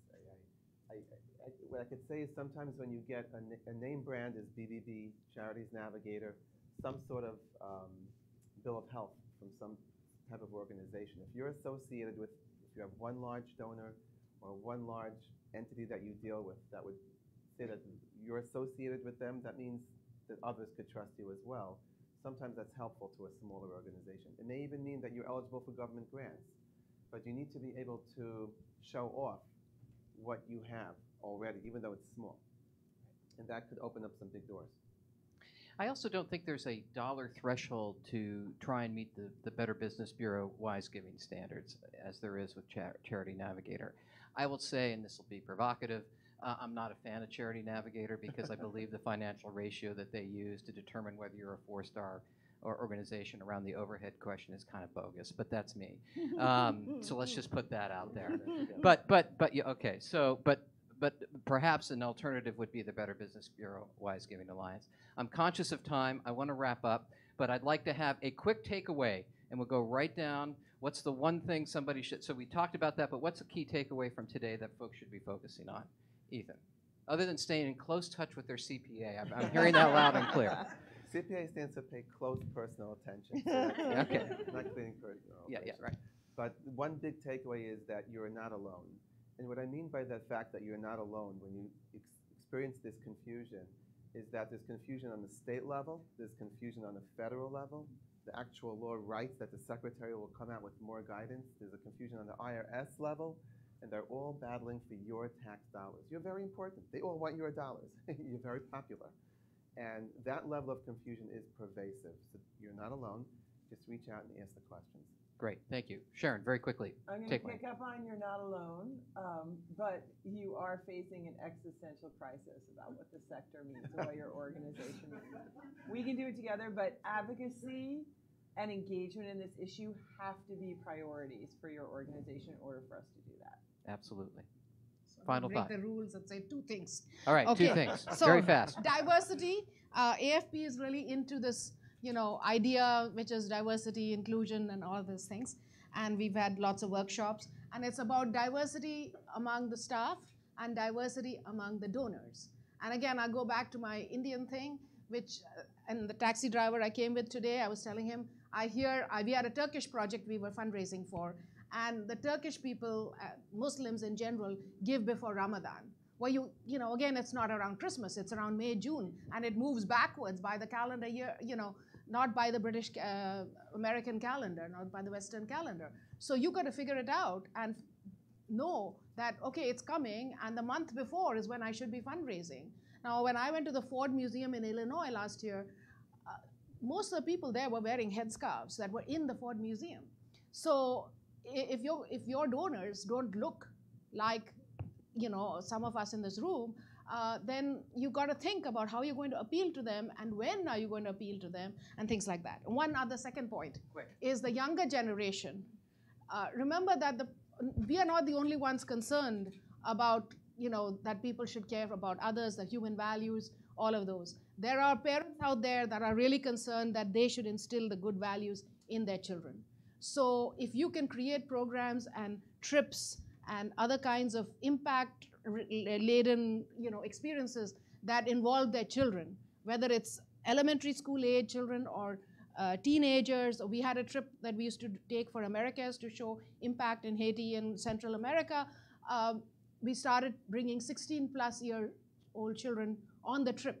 And there was much more interest in going, in giving, because we were exposing the younger people to it. So I just one small story. We got to go. Wrap it up. One small story. Okay. So I told my granddaughter said to me the other day, she said, so what did you do while I was in school today? And I said, I was like, teachable moment. So I said, I was, raising money to feed the hungry, heal the sick, educate children. I thought, this is, I'm going to teach her. Well, she replied to me and said, I said, what did you do? She said, I ran around the playground to raise money for the people who got flooded out of their homes in Texas. So she's 6 years old. So there is knowledge and interest in the younger people, and we have to bring those people up and teach them, because those are going to be the next generation of donors. Okay. Final thought from Jen and Ruth.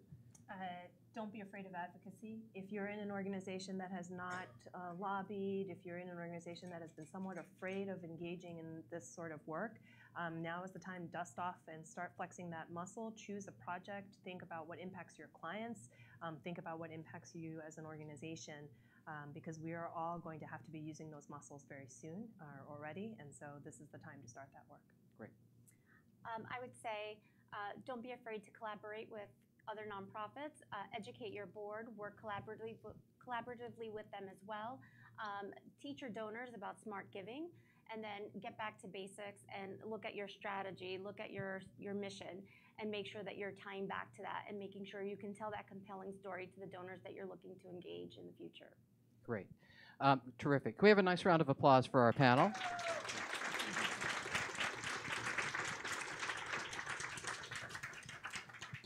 Three final succinct thoughts from me. First of all, I want to thank the Foundation Center for the mic stand. I normally don't work with one.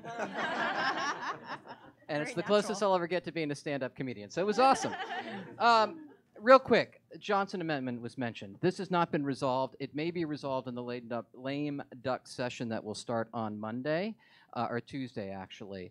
The Senate has stopped it. The House did not. There is still advocacy to be done. Please pay attention to, in particular, Sharon's group has monitored this very carefully, as well as the National Council of Nonprofits, of which I am a proud board member, to learn what you can do to inform your legislators about what needs to be done. I also want to acknowledge the Council of New Jersey Nonprofits. Linda and you have done a great job on that as well. So that's important to pay attention to. I really, really want to reinforce this advocacy issue. It is essential. I think it's always been a nice to do in the nonprofit sector. It is now a need to do. We have to really face this. And what hasn't been touched on, and I want to touch on this very quickly, whether we like it or not with this act, we have to pay for it. We have to pay for it. And that's going to be a battle.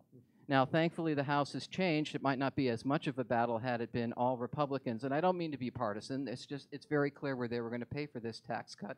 It was going to come from domestic spending. Now, maybe we have slowed that a bit. But that's going to be a battle. How are we going to pay for this? And we don't want it taken out of the hides of poor people. That's for sure. All right? So that's one thing we have to pay attention to from advocacy. The other thing is that to every action there is a reaction. The states have to now figure out how to compensate for what this tax cut has done at the federal level. You see an example of it in a very tactical way around the decoupling thing that Ethan and Sharon talked about. But it requires us to be monitoring this at a state and local level. And finally, I wish I could say that this was strictly a Republican problem. It's not. Here at the local level, I'm sorry, but City Council has not been attentive to our needs, broadly speaking. We have City Council people who have said publicly that they believe philanthropy's role is to fill in overhead on city contracts. That our job is to pay for the contracts, to finish paying for those contracts. That is not philanthropy's job. So there is advocacy to be done with City Council about how we are allocating public dollars to take care of basic services. All right? And finally, we have to keep talking to the mayor because he doesn't get this all the time. All right? So this is a bipartisan ask. We have to advocate with both R's and D's at the federal, state, and local level. It's a lot of work. I understand that. But it's now necessary to what we do, which means you have to be happy warriors. Going forward, Hubert Humphrey was the happy warrior. We have to be happy warriors in order to get our work done and do what we need to do to serve our clients, customers, and communities that we so care much about. Thank you so much for being here this morning. We really appreciate it. All right. Thank you so much, Doug, Ethan, Sharon, Poonam, Jen, and Ruth. And thank you, everyone, for joining us for our first panel of the day. Hope it was a great one. We are about to take a very, very, very fast break. So take the fastest bathroom and coffee break you've ever taken in your life. And we're going to meet back here at 11:30, and we're going to talk about data privacy. And in the meantime, if you have not put a business card into our raffle bowl out front, be sure to do that. And come on back. To bring business cards. Yeah, I said I forgot to bring business cards. Okay, so kind of a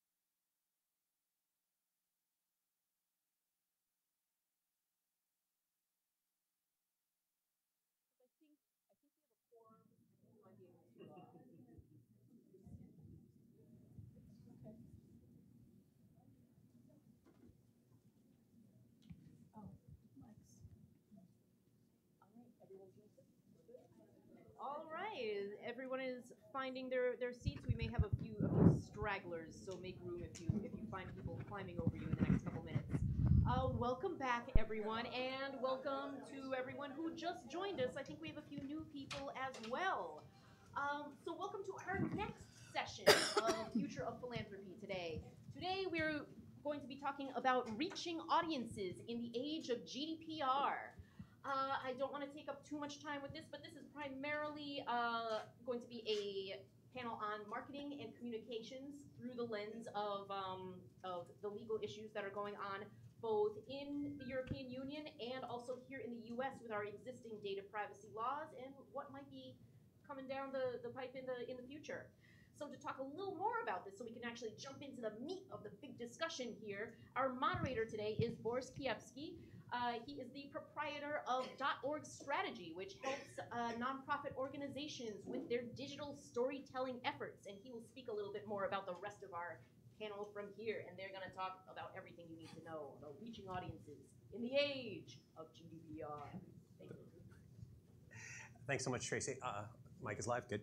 Hi, I am Boris. I am a self-described recovering actor and a relapsed computer geek. I spent a good chunk of my life doing first computer science, then acting and filmmaking, and then combined the two into storytelling, and I love applying that towards nonprofits, helping them reach more people more effectively. And GDPR is certainly a little whale in the room at this point when it comes to online communications, so I'm excited to be moderating this panel today. .org Strategy is the brand that I put out there for my nonprofit focused work. Feel free to check it out online if you'd like. But I do want to jump into the meat of who we have here today and why we're here today. GDPR, for those that are not familiar with it, which I'm assuming you all are, is the General Data Protection Regulation. I got that right, I've been studying. And basically it regulates how all organizations, for-profit and nonprofit, can obtain and use data about their constituents, about prospective donors, about anybody who they might collect data on. And it opens up a whole lot of opportunities, both positive and negative, that I'm excited to dive into today. So that said, I would love my illustrious panel here, and there are some pretty amazing, accomplished people, to introduce themselves, starting with Liz. Hi, everybody. Can you hear me? Yes. All right. So this is day one of me being able to speak again. So I'm hoping that my voice is going to hold up. Thank you so much for being here with us this morning, and Boris, thank you for putting this panel together. So just in terms of this particular panel, let me give you a little bit about my background. I've spent about the last 14 years working in the US as well as internationally with nonprofits, helping them to think about their digital strategies, whether it's, I've been a nonprofit executive, consultant, as well as a speaker. So I really thought about these issues quite a bit. I also teach at NYU, and I've been doing that for the last 10 years, creating different courses for nonprofits as well as grant makers to really think about how to engage most effectively with their stakeholders online. And so, one of the biggest issues we always talk about is trust, and making sure that you're credible online and you don't in any way breach any confidence of your constituencies, because that's kind of, we all know that you kind of go away from that. I also just, this is a plug for the Foundation Center. I also created an online course, a self-paced course on online storytelling that you can find on their grant space site. And I'm also really excited to be here. I have a Master of Management in Hospitality degree with a focus on services marketing from Cornell University. And my first degree is in Information Systems from Syracuse University. So I've been thinking about this stuff for a long time. Hi, everyone. John Dartley. I'm an attorney with the firm Perlman & Perlman. Perlman focuses mainly with working with nonprofits and foundations. And my practice at Perlman, among other things, focuses on helping clients manage technology, intellectual property, privacy, and cybersecurity. I'm Crystal Mandler. I'm the Director of Business Insights here at Foundation Center. My team here is responsible for all of our business systems, of which we have many, and I really led the charge for us to become GDPR compliant, so I'll talk about what we've done to date and what's still on our roadmap. I'm Isaac Shalev, and thank you to Boris for moderating and Crystal for having us in the Foundation Center. I run a boutique consultancy called Sage 70. We help nonprofits with data and data strategies. And we have been drafted into GDPR work by our clients who have said, somebody's got to be able to help us with this. And that someone, turns out, is us. Wonderful. So I guess let's start, in the words of Simon Sinek, let's start with why. Why are we all here today? What is it that you guys are hoping to take away from this? Just as a quick show of hands, how many of you currently work with people in the European Union, whether it's other nonprofits that you partner with, or it's actual constituents that you have there, donors that you have there? Okay, that's a good 10% at least of you guys here. And maybe there are even some watching on the live feed. Where is the camera? Hi, Mom. So for those of you that are not part of this, are not dealing directly with the European Union, the question might be, should you even be concerned about this? So let's start, I guess, by asking our panel here, what is the GDPR and should US nonprofits be concerned? Who would like to start off answering that question, which is a pretty loaded one there? John? Oh. I'll let John start. John, Well, yeah, as the legal expert in the room. So we're covered. Yes, yeah. Well, I always say, I've been saying for quite some time, there's bad news and good news. The bad news is GDPR is here, and the good news is GDPR is here.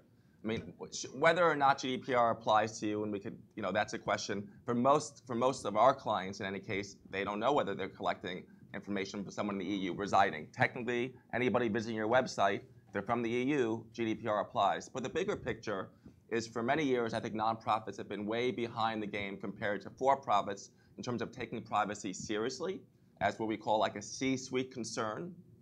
For-profit companies often have a chief privacy officer. Privacy is something I think about from the beginning of any project. And it's not just, oh, we have a privacy policy, what else do we need to do? And I think nonprofits each year are having data breaches. There's been studies that when a nonprofit or a foundation has a breach is actually more devastating than a for-profit counterpart, because if something happens at Facebook, you're not going to a competitor. If something happens at a nonprofit or a foundation, someone may decide to donate to a different nonprofit the following year. And nonprofits are being targeted because they're just not as sophisticated as for-profits. So for me, GDPR is a great thing because it's starting nonprofits to think about privacy as an important issue. So again, whether it applies or not, a lot of the things, if you start following GDPR and start thinking about privacy, you'll be better stewards of the data you're collecting on behalf of your donors and your constituents. Right. I mean, I would agree with John's statement about we didn't even realize what a good thing it was going to be for us. We knew that we at 4% of our website traffic comes from the EU. It's about 230,000 users a year. So we knew we had a small concern, and the global outreach is a part of our overall strategy. But the first thing that we did before working with John is we did an inventory of all of our portals, all of our databases, all of our systems, and we assessed which systems have PII, personally identifiable information. And it was a hugely valuable exercise because we at least now know what we're dealing with, and it's something we'd never done before. And I'll add that when we explain to clients why GDPR matters and how it's different, one of the things that we emphasize is that here in the US, we treat private information as property, basically. You own your information, and you're allowed to sell it to others. You're allowed to give it to others for free. You're allowed to barter with it in exchange for services. And it's really up to you what you wish to do with it. The GDPR takes a different approach. It views privacy as an essential right, and that means that you're no longer giving your data away. And once you sell your data, it doesn't mean that it can be bought and sold and resold, as in so many markets here in the US. You're giving somebody, a partner, a company, a nonprofit, a license to use your data for some very specific purpose. And just because you said it was okay to take your data for one purpose doesn't mean that it's okay to use that same data again for another purpose. So GDPR really changes the scope for nonprofits because you now need to know not only that you got permission or that you have a legal basis to use data, but you also need to track what you're allowed to use the data for. I have an email address. I'm allowed to send you email about these 4 topics, but not about this 5th one. I'm allowed to market you, this kind of good, but I'm not allowed to sell your email to someone else who's going to market it. I need to know that when I look at that piece of data. That's quite challenging for us, but that's what GDPR is telling us we need to do to protect people's privacy. And that pretty much covers everything we needed to know today. Thank you, everybody, for coming. We're going to... We didn't talk about the fines. We didn't talk about the fines yet. No, we will get the 20 million reasons. Yeah, 20 million euro reasons. Yeah. Here's another why: because you are in danger of being fined either 2 or. There was 2 tiers, but the bigger tier is 20 million euros or 4% of your annual revenue, whichever is greater. Yeah.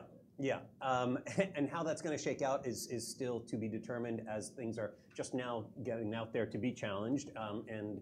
If you are not keeping up with the news on these things, Facebook, Oracle, Twitter, and Google have all been challenged already under GDPR, have all had complaints filed against them. So there's going to be a lot of legal shaking out to do. You just don't want to be on the wrong side of it once it's shooken. And we're going to come back to a lot of that, actually, and a lot of the points that were already touched on. I just want to back up a little bit and ask, so GDPR is obviously a European Union effort. Is that, and those of us that are interfacing in any way, including through our websites with EU constituents, obviously need to be aware of it, but is it something that US nonprofits should be worried about from an American legal perspective? And I'll let you start with that. Although I'm not the lawyer, I would say this, as the educator, I always say with any new technology, any new findings, it's better to be ahead of the curve. So you don't want to be the nonprofit in the U.S.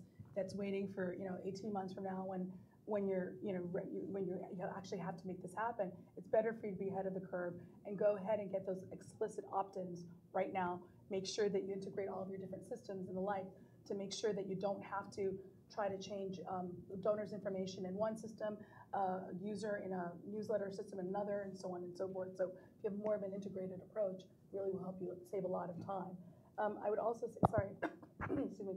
I would also say that one of the things that I didn't even realize until I used to be the US CEO of a South African nonprofit, and we had entities in Europe, in Australia, and South Africa as well. And we didn't realize how many people actually signed up for our newsletter here in the US. We didn't realize how many people were actually donating to us from the EU. And so even though someone's just signed up for a newsletter, you still have to make sure that you're accounting for that person, that you're making sure that you're getting an explicit opt-in for them. I just want to emphasize that. I know you mentioned it, but it's, as a nonprofit, you can realize that, oh my gosh, we weren't even thinking about this, and we don't want to be one to get fined. But so the bottom line is you want to get ahead of it. So whatever they're doing in Europe, at the very least, let's start creating a strategy around bringing in some of those strategies into the U.S. because it's inevitable it's going to come down the pipe. Yeah, I would say it's definitely a foreshadow, and it's to like a riff of Game of Thrones. Winter is coming. Regulation is coming to the U.S. California has already passed a law that goes into effect in 2020. Exactly. Right now, it's geared more for profits, but Colorado has done something. Connecticut's looking at something on the federal level. I think there's a good chance the next year or two we're going to see some regulations coming down the pike. So again, GDPR is just the first step. It's going to be a global push in terms of privacy and cybersecurity. And at the same point, even if none of this applies to you yet, wouldn't it be great to do the things to avoid a data breach or avoid people getting upset that something's happened to the data or you're using it in a way that they didn't think you were going to use it? It's just being better stewards. So again, whether it applies or not, putting some of these things in place just makes sense. Just to reinforce that and bring you back to what we said a little bit earlier, I think it was Isaac that was saying it, when a nonprofit violates trust, it has probably deeper repercussions than when a for-profit does, right? Uber fires their CEO and launches a new multi-million-dollar ad campaign to say, no, we're a different company now. I've worked with nonprofits who have had issues where they publicly violated the trust of their donors, and it takes them years and years to recover. So being ahead of the curve, if anything, is going to be much more beneficial to you in the long run than being behind it and being caught. And a recent survey I saw was 63% of nonprofits said at some point in the last 5 years they suffered some sort of data breach. Now, obviously, some of those are very small. Maybe a few names were lost, but 63% is a very high number, and it's just those data breaches are going to get bigger as we go forward. Yeah, as someone who works with nonprofits and tech all the time, the number of times I've been emailed user credentials for databases, right? Here's the username and password to log into our CRM where we keep our major donors. That's a problem, right? Yeah. That's a cultural problem, a normative problem that we have allowed ourselves to get sloppy on some of that stuff. And GDPR is at the very least a wake-up call that even if we think that we're hiding under the radar and no one's going to notice us and we're not who anybody's looking to catch out, the reality is that we've been sloppy and we need to clean up our act. And I think maybe we just need to do unto others as we would have done unto us, which is I don't want my data compromised when I share it with a nonprofit or a for-profit. And so I'd like to see our standards rise in response to that, and to be aware that whether the laws come down this year or next year or in 5 years or in 10 years, at some point, your partners and vendors are going to knock on your door and they're going to say, I can't keep hosting your website if you're not compliant. I can't continue to provide you donor database services if you're not compliant. So that partner risk, that risk of the folks working with you pushing the obligation onto you to be compliant, that's probably coming faster than the regulations. Right. Yeah, for us here at Foundation Center, I think we're data people, right? This is what we do, is we provide data and information to grant seekers and grant makers. I mean, we have a huge amount of data. We say we serve 6 million people annually. We have 650,000 email addresses in our email system, 200 million rows of application data. But I don't think, we've always been about the collection of data and the dissemination for the common good, but this is the first time I think we realized, oh, okay, wait, data's also a liability, right? We've been pretty lucky, I would say, but also strict on our controls. But this is really the first time that we said, okay, you know what? We don't need to hold on to data forever. We really do need a retention policy. And it was GDPR that helped us do that. And the fact is most organizations collect more data than they need. Very often they don't know why they have all the data they have. They keep it way longer than they need. And then again, you're right, it's liability. So, we'll talk more about this, but doing a data audit just to keep the data you need for the period of time that you need it goes a long way in terms of protecting your organization should something happen. So we're talking a lot about the scary stuff, and actually the previous panel talked a lot about the political climate today in the United States not being very pro-nonprofit. And at the same time, the political climate is also very anti businesses that do not steward data properly, right? Anti-big business in many ways. And nonprofits at the moment with GDPR and with data protection in general are kind of squeezed in the middle, right? Who knows what this current political administration is going to keep doing for nonprofits or against nonprofits, depending on which way you look at it. But at the same time, the privacy thing is coming from all sides, so we need to be aware. So we've gotten into the scary stuff of why we should be worried about GDPR and why we should be worried about our data protection in general. Let's focus now, shift a little bit into what is the opportunity here. And Crystal alluded to some of it earlier. Liz did as well, I believe. But let's go around and talk about what the opportunity is for nonprofits that's going to make this a better world for all of us that are concerned about this issue. So how many of you are not in nonprofits? Okay, how many of you have one system for your newsletter, another system managing your donor information, yet another managing your volunteers, you kind of get it, and then you have CrowdRise and all these different platforms. Imagine now in the EU that you actually have to go through each system to get you have to audit each system to make sure that you get all the explicit consent from the donors, the people you're engaging with. Now imagine if, let's say, you have a presence in multiple countries, you have that times 10, it's a real nightmare. So I think the opportunity I see, and I think you can probably attest to this as a data person, is really looking at how do we integrate all of our systems into one, so we don't have to actually go into a different system to be able to manage the newsletter, or have to try to go through 3 different databases to understand where our donors are, right? Because if you've ever tried to find donor records, they're in one place, another, and so on and so forth, and it's a nightmare to try to kind of find. So I think the opportunity is eventually moving towards more of an integrated network of all of your systems and your platforms that enables you, one, to access your information more quickly and to be able to manage everything more efficiently. So that's the opportunity I see both in Europe as well as here. And, I was going to ask this later, but since we've mentioned this term a couple of times, can maybe John, do you want to give us a definition of explicit versus implicit opt-in? Yeah. There's two types of opt-ins, and when we talk about GDPR and collecting data from people residing in the EU, and by the way, I use the word residing because it's technically most of the interpretation of GDPR hasn't been done yet. We'll see how these things play out as they get litigated. But typically, it's people residing in the EU, so that's physically when you collect the data from them, whether they're EU citizen or citizen from somewhere else. An explicit opt-in from the EU perspective, GDPR perspective, is if you're collecting data that's highly sensitive. That's data that's the union someone belongs to, sexual orientation, religious beliefs, medical information. If you're collecting that type of information, you need an explicit opt-in. That's when they literally have to check a box, and you have to be very clear and very concise about what the information you're collecting and how you're going to use it. And you cannot do anything beyond what you've told them at the time of collection. The other piece is kind of implied consent. This is for everything else you're asking for. Again, it needs to be clear and concise, but it doesn't have to. You don't need technically, you don't have to have the checkbox to check in. You shouldn't not have an opt-out. Should not be a pre-check box, but you need to be very specific. I'll give you an example. If you collect information from somebody for a white paper, give me your name and email address. I'm going to send you this white paper.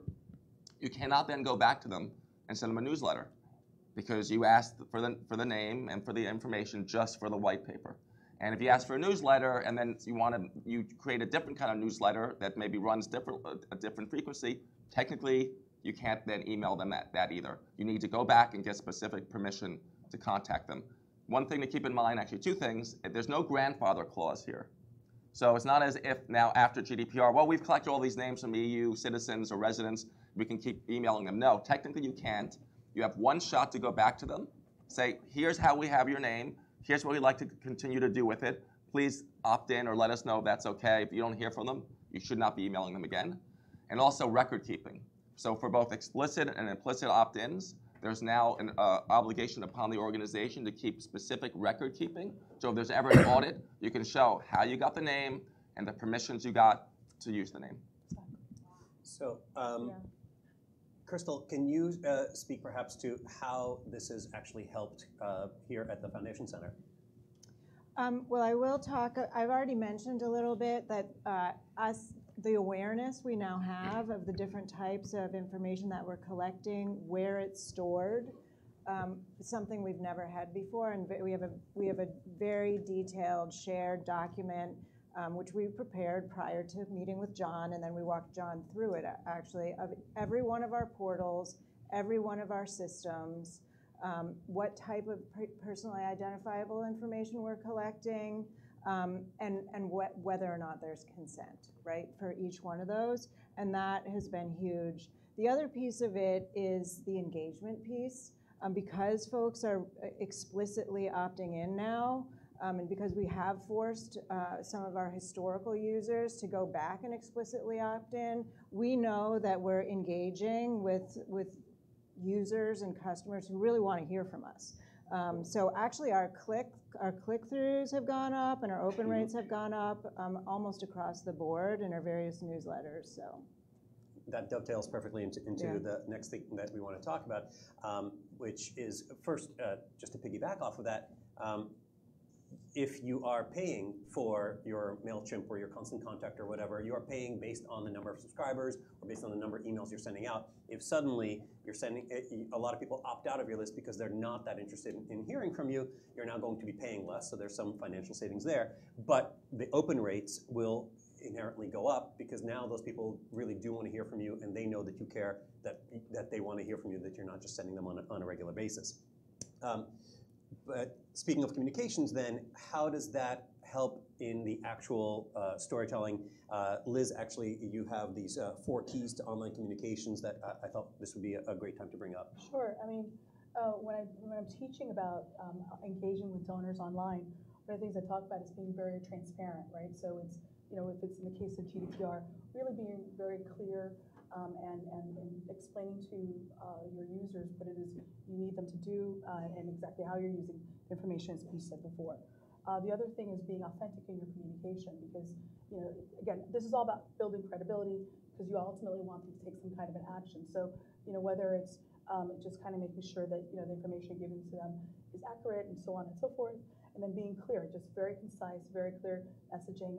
So, for instance, when we're sharing our terms and conditions and stuff, how explicit do you have to be about that? How do you have to show them on your website? Oh yeah, In the case, that's really important. Yeah, both terms, conditions, and privacy policy. You should have both. They should be updated with privacy policy every year because your practices change, and they should be a footer on every page of your website. Exactly.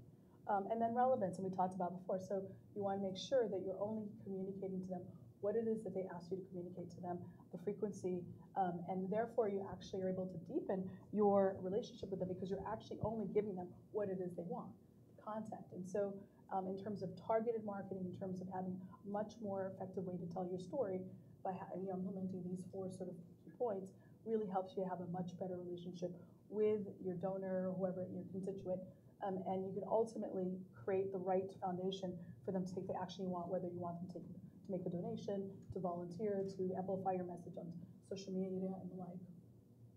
Awesome. So those 4 keys, just in case everybody didn't write them down as she was speaking, are transparency, authenticity, clarity, and relevance, right? Yes.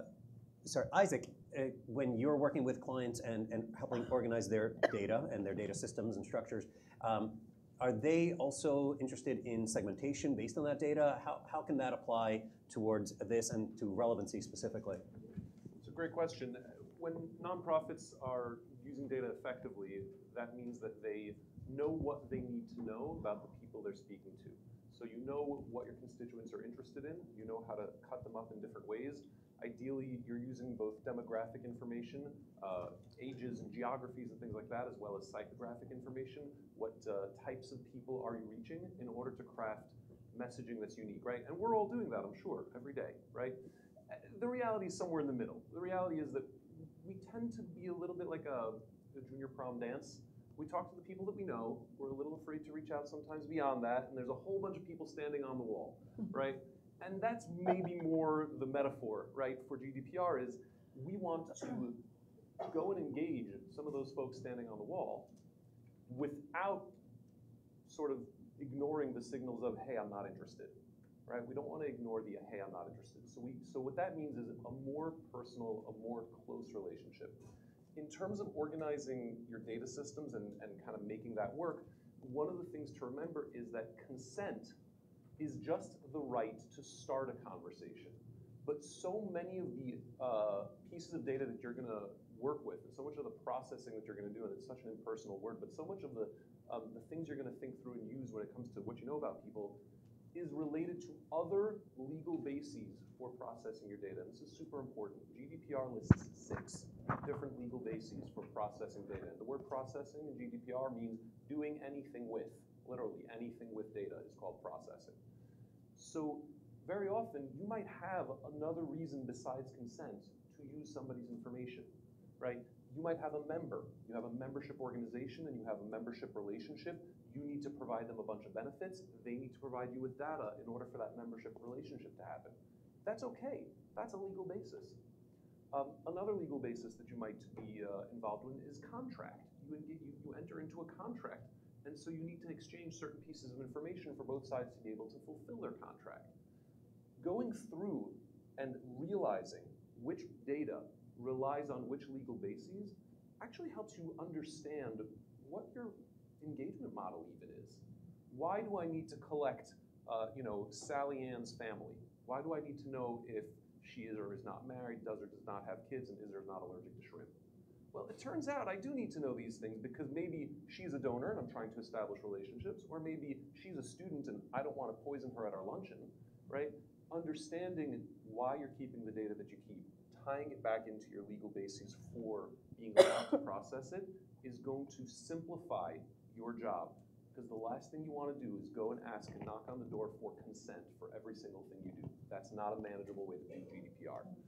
So I hope that's helpful and opens up maybe another angle to this conversation beyond just getting consent and recording consent. That's one piece of this, but that's really just the introduction. And just to one point, because you talked about processing, the terms you may hear a lot with GDPR is data controller and data processor. Just to kind of get the definitions out there, if you own the data, so for most nonprofits, foundations, when you're collecting information, you're the data controller. But if you're like most organizations, you're using third parties to help process that data, store the data, send out emails, those are your data processors. Right? You're responsible, so you're the owner of the data, and everything you give to any processor on your behalf, you're responsible for their actions. So not only do you have to make sure that you do the right things by your donors, your constituents, you need to make sure you have certain provisions legally in all your agreements now with these providers that specify certain things they need to do on your behalf. So just something to keep in mind. It's not just about what you do with the data, it's everybody who you give access to the data.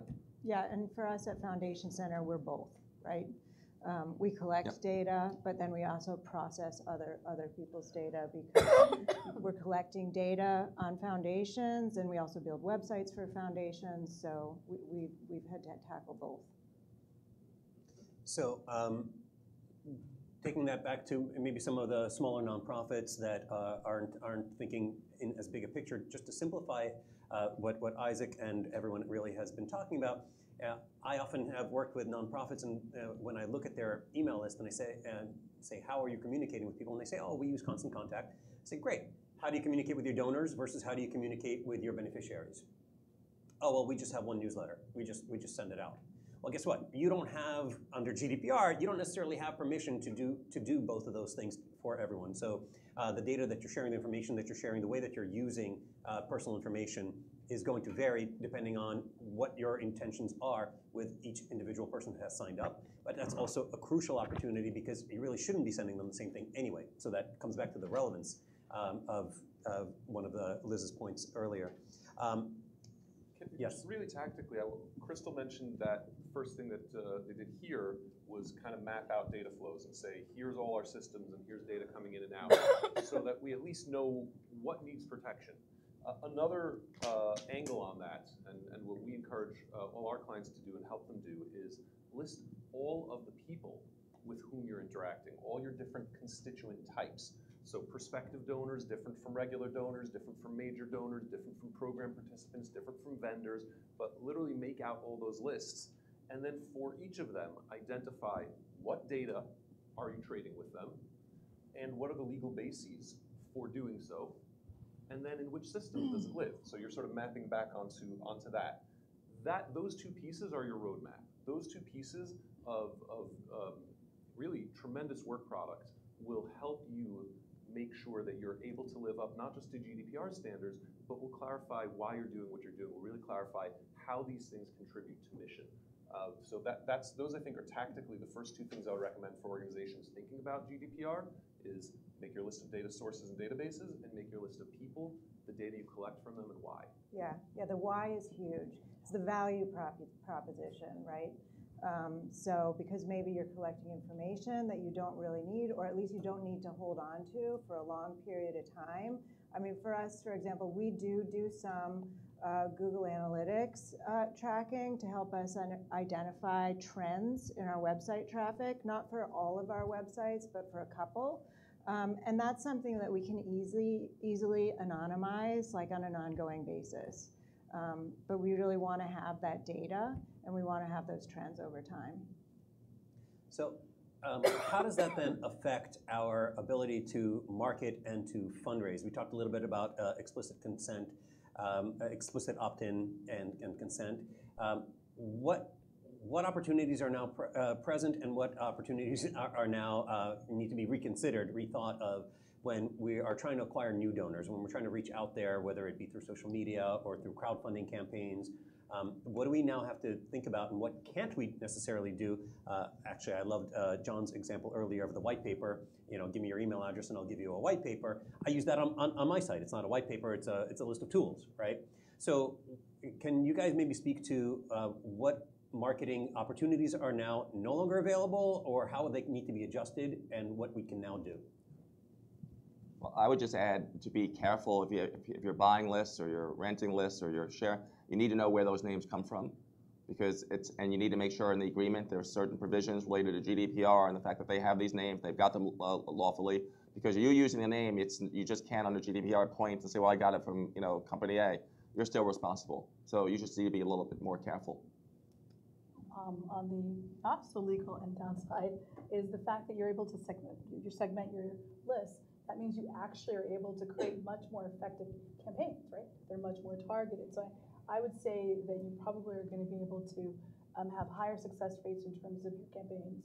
And as she was mentioning, in terms of open rates and click-throughs, going to be much greater because everything's relevant and it's exactly how they want you to communicate with them, and it's on a timely manner. So I think it does provide a lot of upside, because in this day and age, because we have so many tools available to us, we shouldn't be sending one thing to everybody. We should be able to segment our different audiences to be able to maximize our return. Boris, I kind of want to Wonder Woman braces this right back at you. You're our marketing experts. How would you answer your question? Well, I'll cite you in my answer to it, which is you mentioned earlier that there are different, and Liz was just talking as well, different what I call avatars or personas that we are constantly marketing towards. Whenever I'm working with an organization or even for myself, and I'm putting out content or putting out an offer or promotion, the first thing I will have them do is create this target avatar profile, right? Avatar being the virtual representation of an actual person. And I'll get down as granular as possible to say this is, and I'll give her or him a name in the end. So what their age bracket is, what everything is.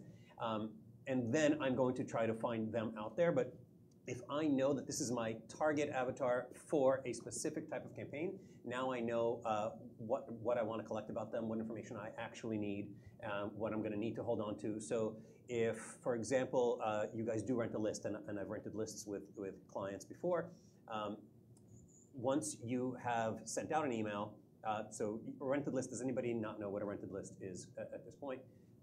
Okay, just in case there's someone at home, because you guys are all geniuses, that doesn't know, a rented list is basically a promoted email. So you sponsor an email through another organization or through another for-profit, nonprofit, doesn't matter, where you give them an offer or you ask them for something.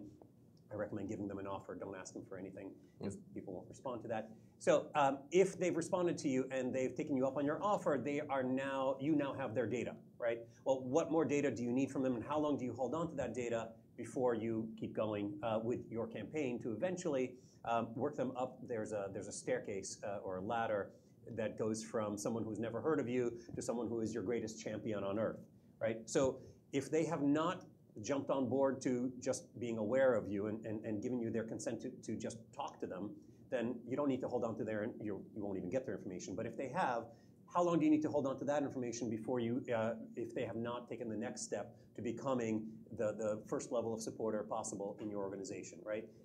And you want to just keep culling that back down, and really just boiling down at every point, and not keeping a ton of information about anybody who you've ever interacted with.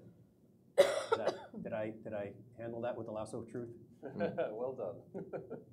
Thank you. So I don't know if you guys are working on any questions. I know there's, I see index cards here. Maybe Tracy can circle around. I'm not sure if people have, did anyone have index cards? If anybody would like index cards, now is a great time to grab them.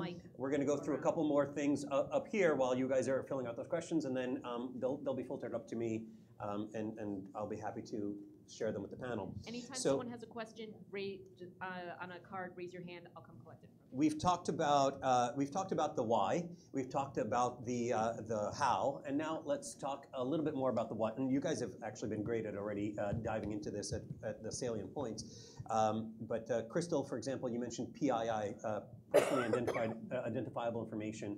Maybe you actually, all three of you over there, can speak to what is considered personally identifiable information. Can we just somehow anonymize it and still be able to use it? Is there a way to sanitize it for our own protection?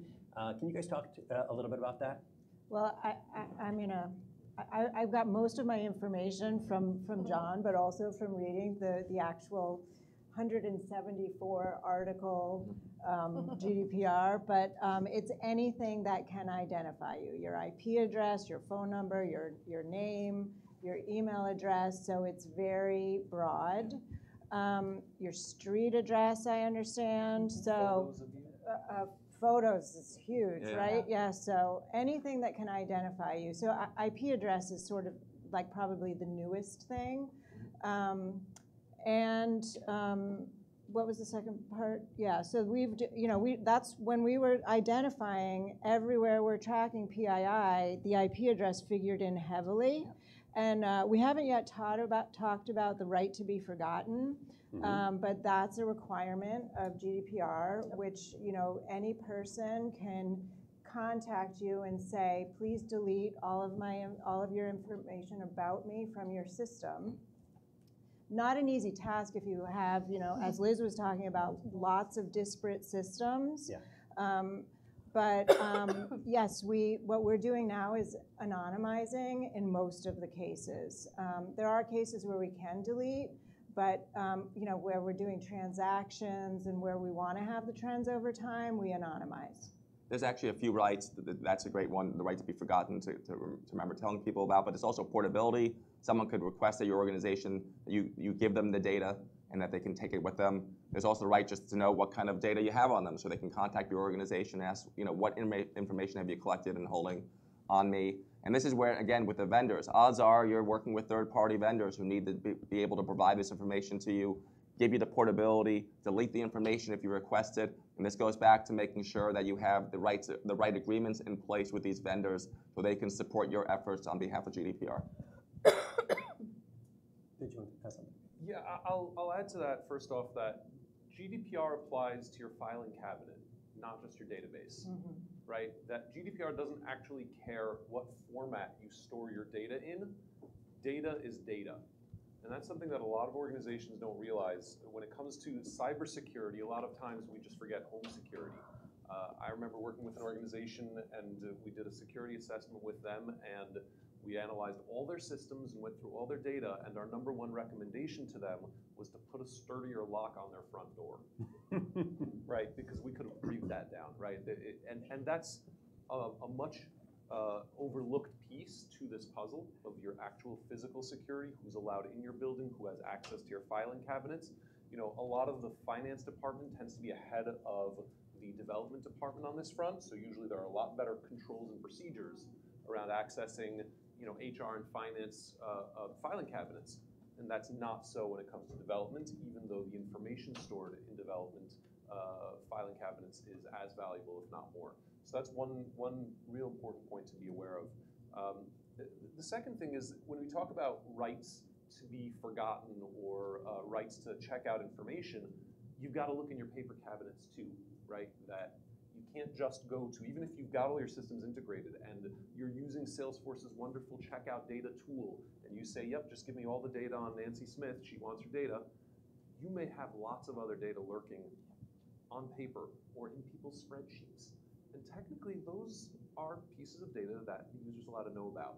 So to the point that integrating is going to make some of this more manageable and easier, it's also true that getting out of paper to the extent possible will make this more manageable and easier. If you're trying to make a case within your organization for why this stuff matters, you may find interesting synergies internally with folks who are looking to move to digital, move to cloud, move to more governable and manageable data systems. GDPR can help that push. So if you're advocating internally, consider those angles. Can I add one other thing? And the same, you're saying that we should lock the front door. You also have to think about your email accounts, because I know people's accounts have been hacked and actually even hijacked. And it was what they call ransomware. And so you think about that. Once someone can hack your email, they can actually access what's on your computer and all of the information you've got access to. In this particular case, it was an executive, and she had access to everything. So really making sure that you have very tight password policies and in place, really, really critical. Phishing attacks specifically are a major soft spot for everybody that very little technology can actually prevent, although there are plenty of solutions out there that are working on it. Yeah. So you guys are doing great in kind of anticipating a lot of what I wanted to talk about and what we have planned. I do want to touch, and somebody asked specifically, what is anonymization and how does that happen? Yeah, I think pseudonymization is a name that they use under GDPR, and it can be complicated. Blockchain could be involved. Just like to always use that word. But it's literally separating things such that you still have information, but if someone gets access to that data, they can't put the information back and know who you're talking about in terms of your constituents, your donors. So, yeah. So in very concrete terms, like what we do is instead of it's crystalmandler@foundationcenter.org, it's like 1, 2, 3, 4, 5, 6 at 6, 7, 8. So we have just some entity there that's distinct from other entities where we can gather trends. But that's really, you know. And I'll speak to this just a little bit further. If you're gathering data and you want to look at larger trends, or you're doing the social research, or the kind of data that the Foundation Center puts out, you often don't need the individual names of people or any kind of personally identifiable information whatsoever. You may collect it up front, but you can throw it all away, right? You can erase those columns in your database and still be able to produce meaningful reporting. The challenge is when you can't do that, because you want to work with your donors or with your program participants, and so you need to maintain personally identifiable information so you can come back and speak to the people that you want to connect with. However, there are technological tools that allow you to make it harder for somebody from the outside to know who you're talking about. And what they amount to basically, right, to be really, really simple about it, is they're substitutions of code names for names, right? It gets more complicated. There are algorithms and blockchains. It doesn't really matter. Essentially, what your database is storing, if somebody would breach it, they would only get 1/2 of the story. They would only get the obscured, the jumbled, the essentially encoded names and email addresses. All that PII would be a jumble. And you are holding the, what do you call it? Decoder ring? The decoder ring, thank you. We're continuing our superhero theme here. Right, you've got the decoder ring.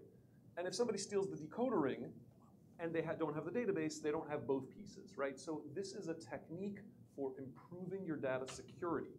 It is not in any way a get out of jail free card. I did this, safe harbor, nobody can bother me about GDPR. It is not that. It is a best practice that GDPR recommends, although you generally need to conform with the data and security standards of your industry. It may not be practical in all cases, but that's what the anonymization, pseudonymization thing is all about.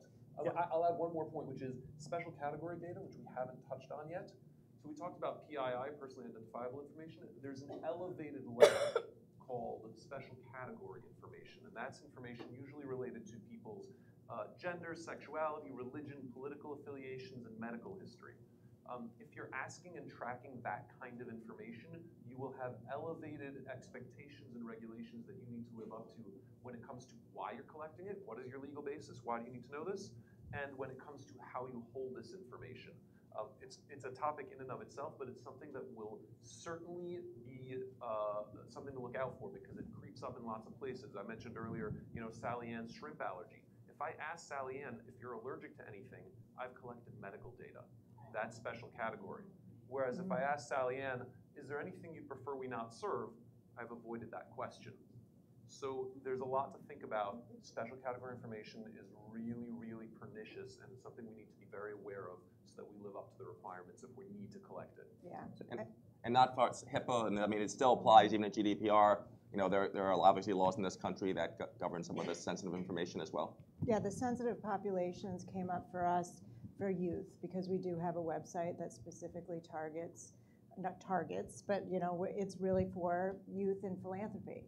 And for that one, we IP blocked any signups from the EU, and then we emailed everyone and required explicit opt-in so that they wouldn't be able to sign up again. And for youth, though, in the EU is 16, where in this country, typically, we talk about 13 and under. It's just we have a lot of really great questions, and all this information is invaluable. Just in case anyone doesn't exactly know, IP is an Internet Protocol address, and anyone who has a website, chances are your hosting company is collecting IP addresses of anybody who visits your site.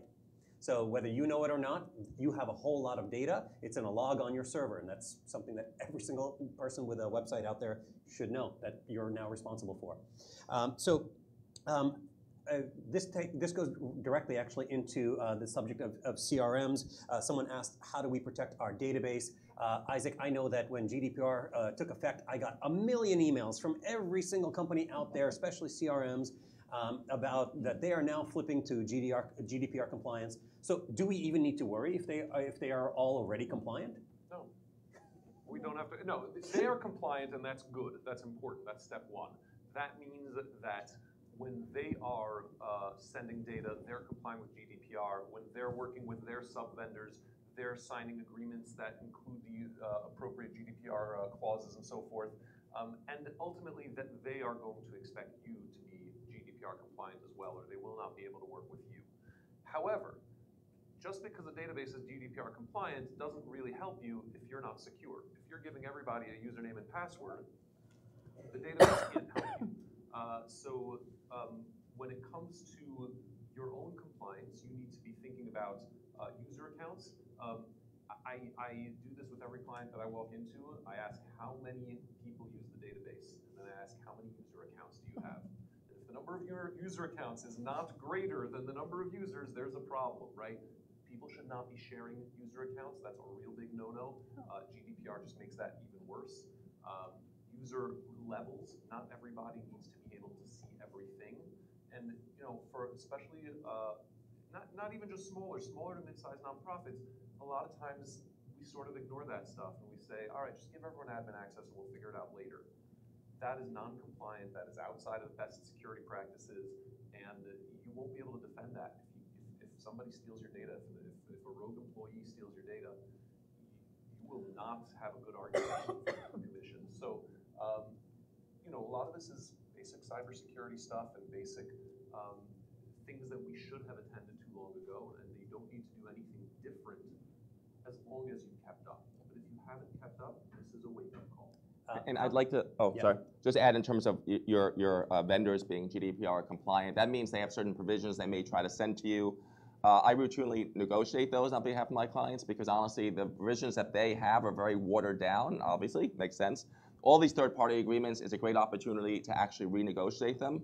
I was for a while at Blackbaud. They had acquired a company that I had started. I was their chief privacy officer and their senior deputy general counsel. I always joke that I wrote their agreement, and now I'm on the other side, often helping clients negotiate the agreement. And the other day, it's probably a few months ago, helping one very large client, and we basically rewrote the Blackbaud agreement. I added about 10 pages, and the general counsel said, John, but you wrote this agreement. Like, that's why this hurts so much. But the point is, vendor agreements tend to be very one-sided. They limit liability, they don't owe you anything, they don't promise anything. GDPR is a great excuse to get back in these agreements because there are certain key provisions you should have in every third-party vendor agreement that holds PII on your behalf. I'll just give you 2 examples.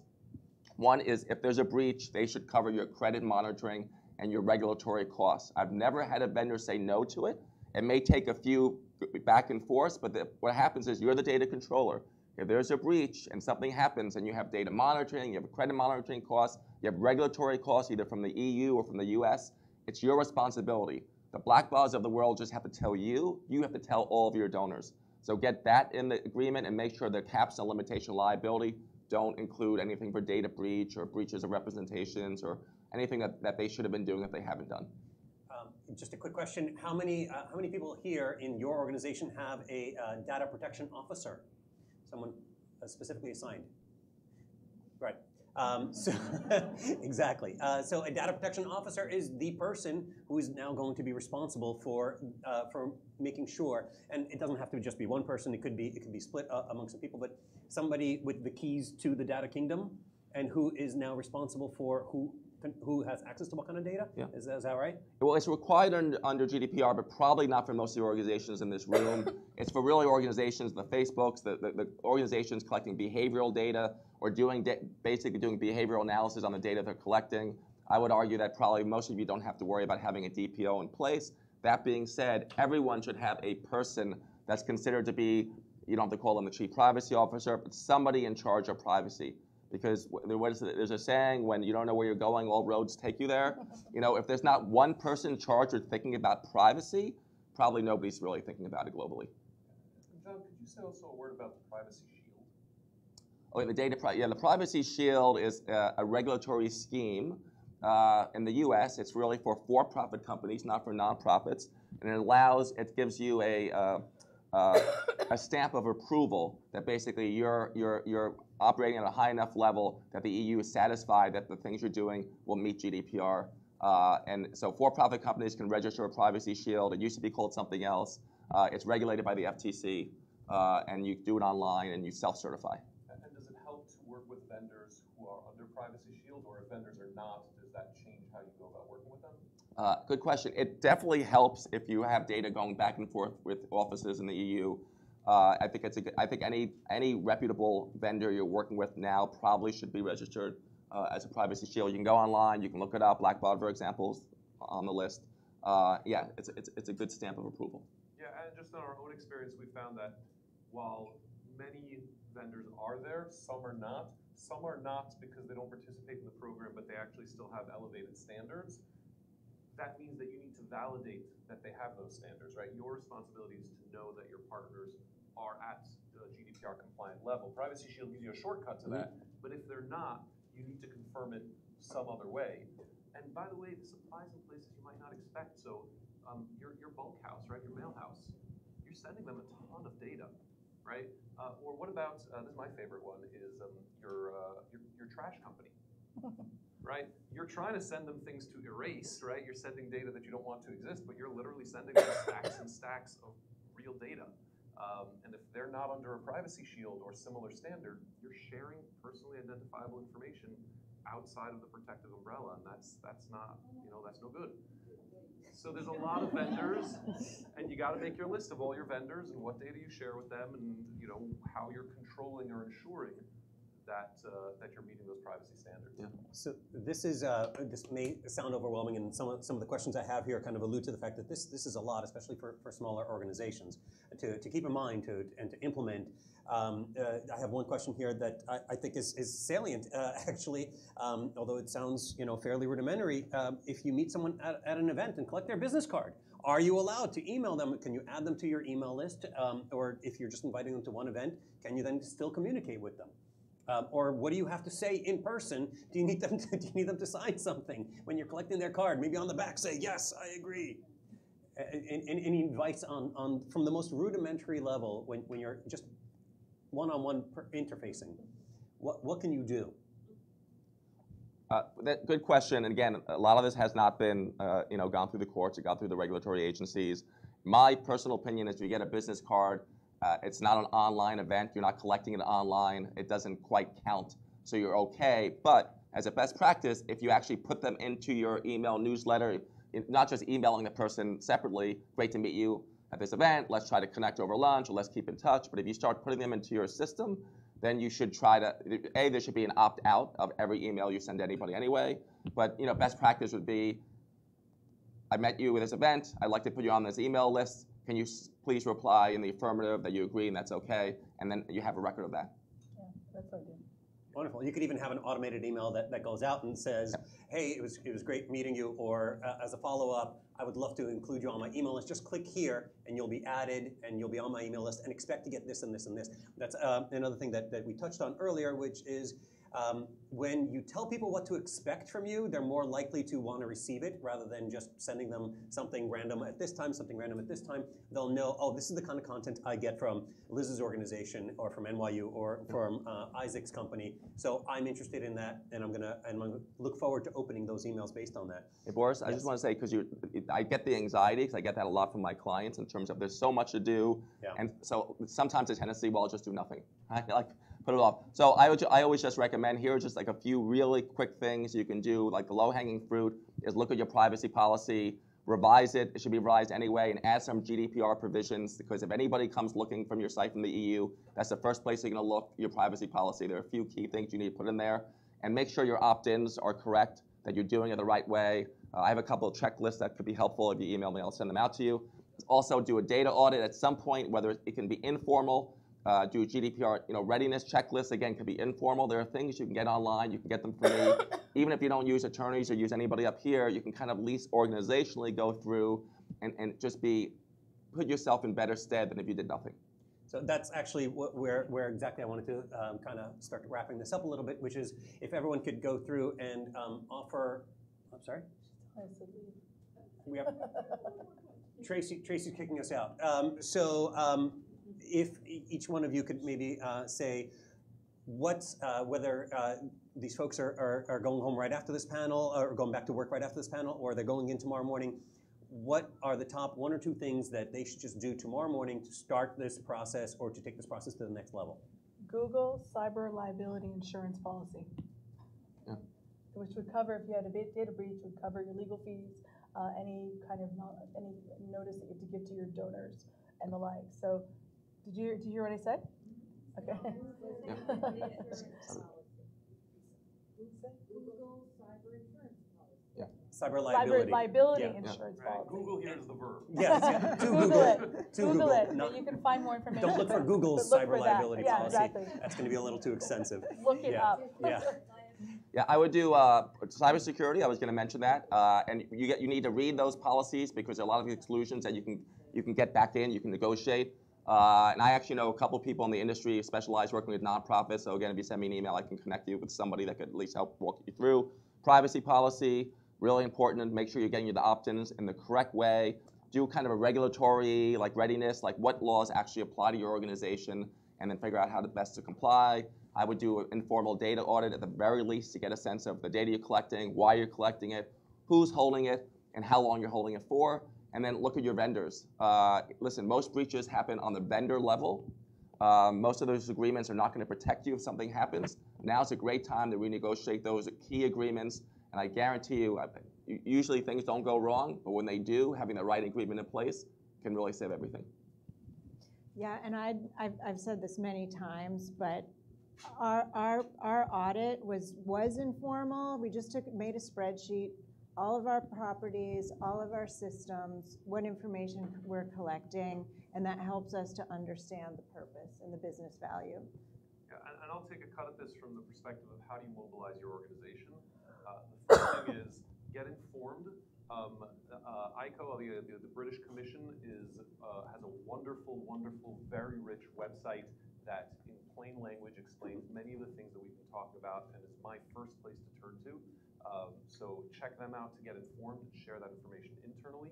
The second thing is identify your risks, the ones that are going to motivate your organization to action. I can tell you that one of the risks that have always gotten our clients to perk up and take this seriously is recognizing that EU employees who you may have on your staff, now if they become disgruntled, they have a private cause of action. In other words, they're allowed to bring you up on GDPR issues, so they've got a 20 million euro cannon pointed at you.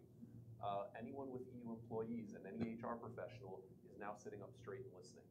And the third thing I would tell you is get a budget from your C-suite to become GDPR compliant. This is an organizational initiative.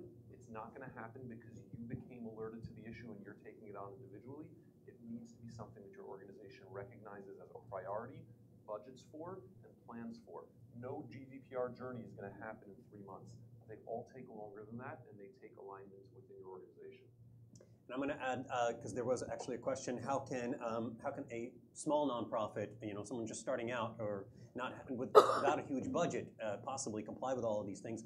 The good news is, if you are small, it is much easier to pivot than if you are a giant nonprofit with data all over the place. So you have the opportunity to take all of your data and put it into a great CRM that is going to, everybody know what CRM is?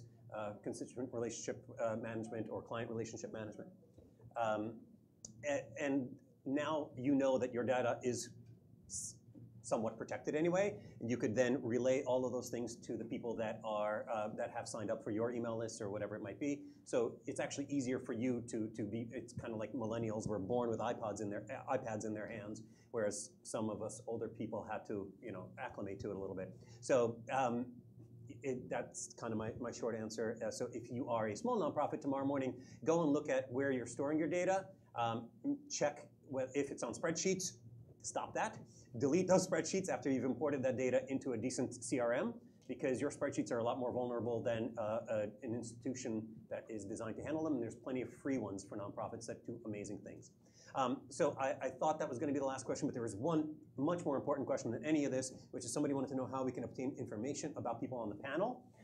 And so if you quick, is it in there? Oh. Oh, if our contact information is in there, then that's fantastic. And yes, I consent. You may email me and ask me questions, and I'm sure all of us here do too. It's on video, so it's public. Thank you, everybody. Thanks, everybody. Thank you so much. Wait, let's get a Thank you. photo of us. Oh. Just Let's one get a quick group photo announcement. quickly. Hi. Okay, wait. We wanted to do a quick group photo. Hey, guys. Sorry. Quick, can we just do a photo quickly? Hi, everyone. Just one Sorry, quick can you give us announcement. 1 second to take Bald one hair, quick bald picture? hair. Yes. Can everyone hear me? I'll email it to you guys. Did my hair look good? Was my hair- Just one quick announcement. We're going to reconvene Look and at that. start our next Look. panel, which is on You guys match. Yeah. How are you? What's your? which is Yes. on diversity, equity, and inclusion right at 1:45. It's going to be another really, really lively discussion. So if you're going to join us, please be back by around 1:30, 1:40. We invite you to, go grab they could lunch in the decode. neighborhood. We'll be They open here tried, and in but- the library. Just remember to bring, you got a little security tag when you signed in. If you're coming back, just remember to bring that with you so you don't have to I check don't in know. again. So And where are we meeting for tours? it turns out our contact information is not in our bios. Oh, is it here? So if you'd like it, you could probably email Tracy at the Foundation Center, get it, TAK yeah. at foundationcenter.org. I'm just TAK, right? Tracy A. Kaufman. T.A. Kaufman. and if You can anyone email is Tracy, interest- who's been coordinating all this, and she could share our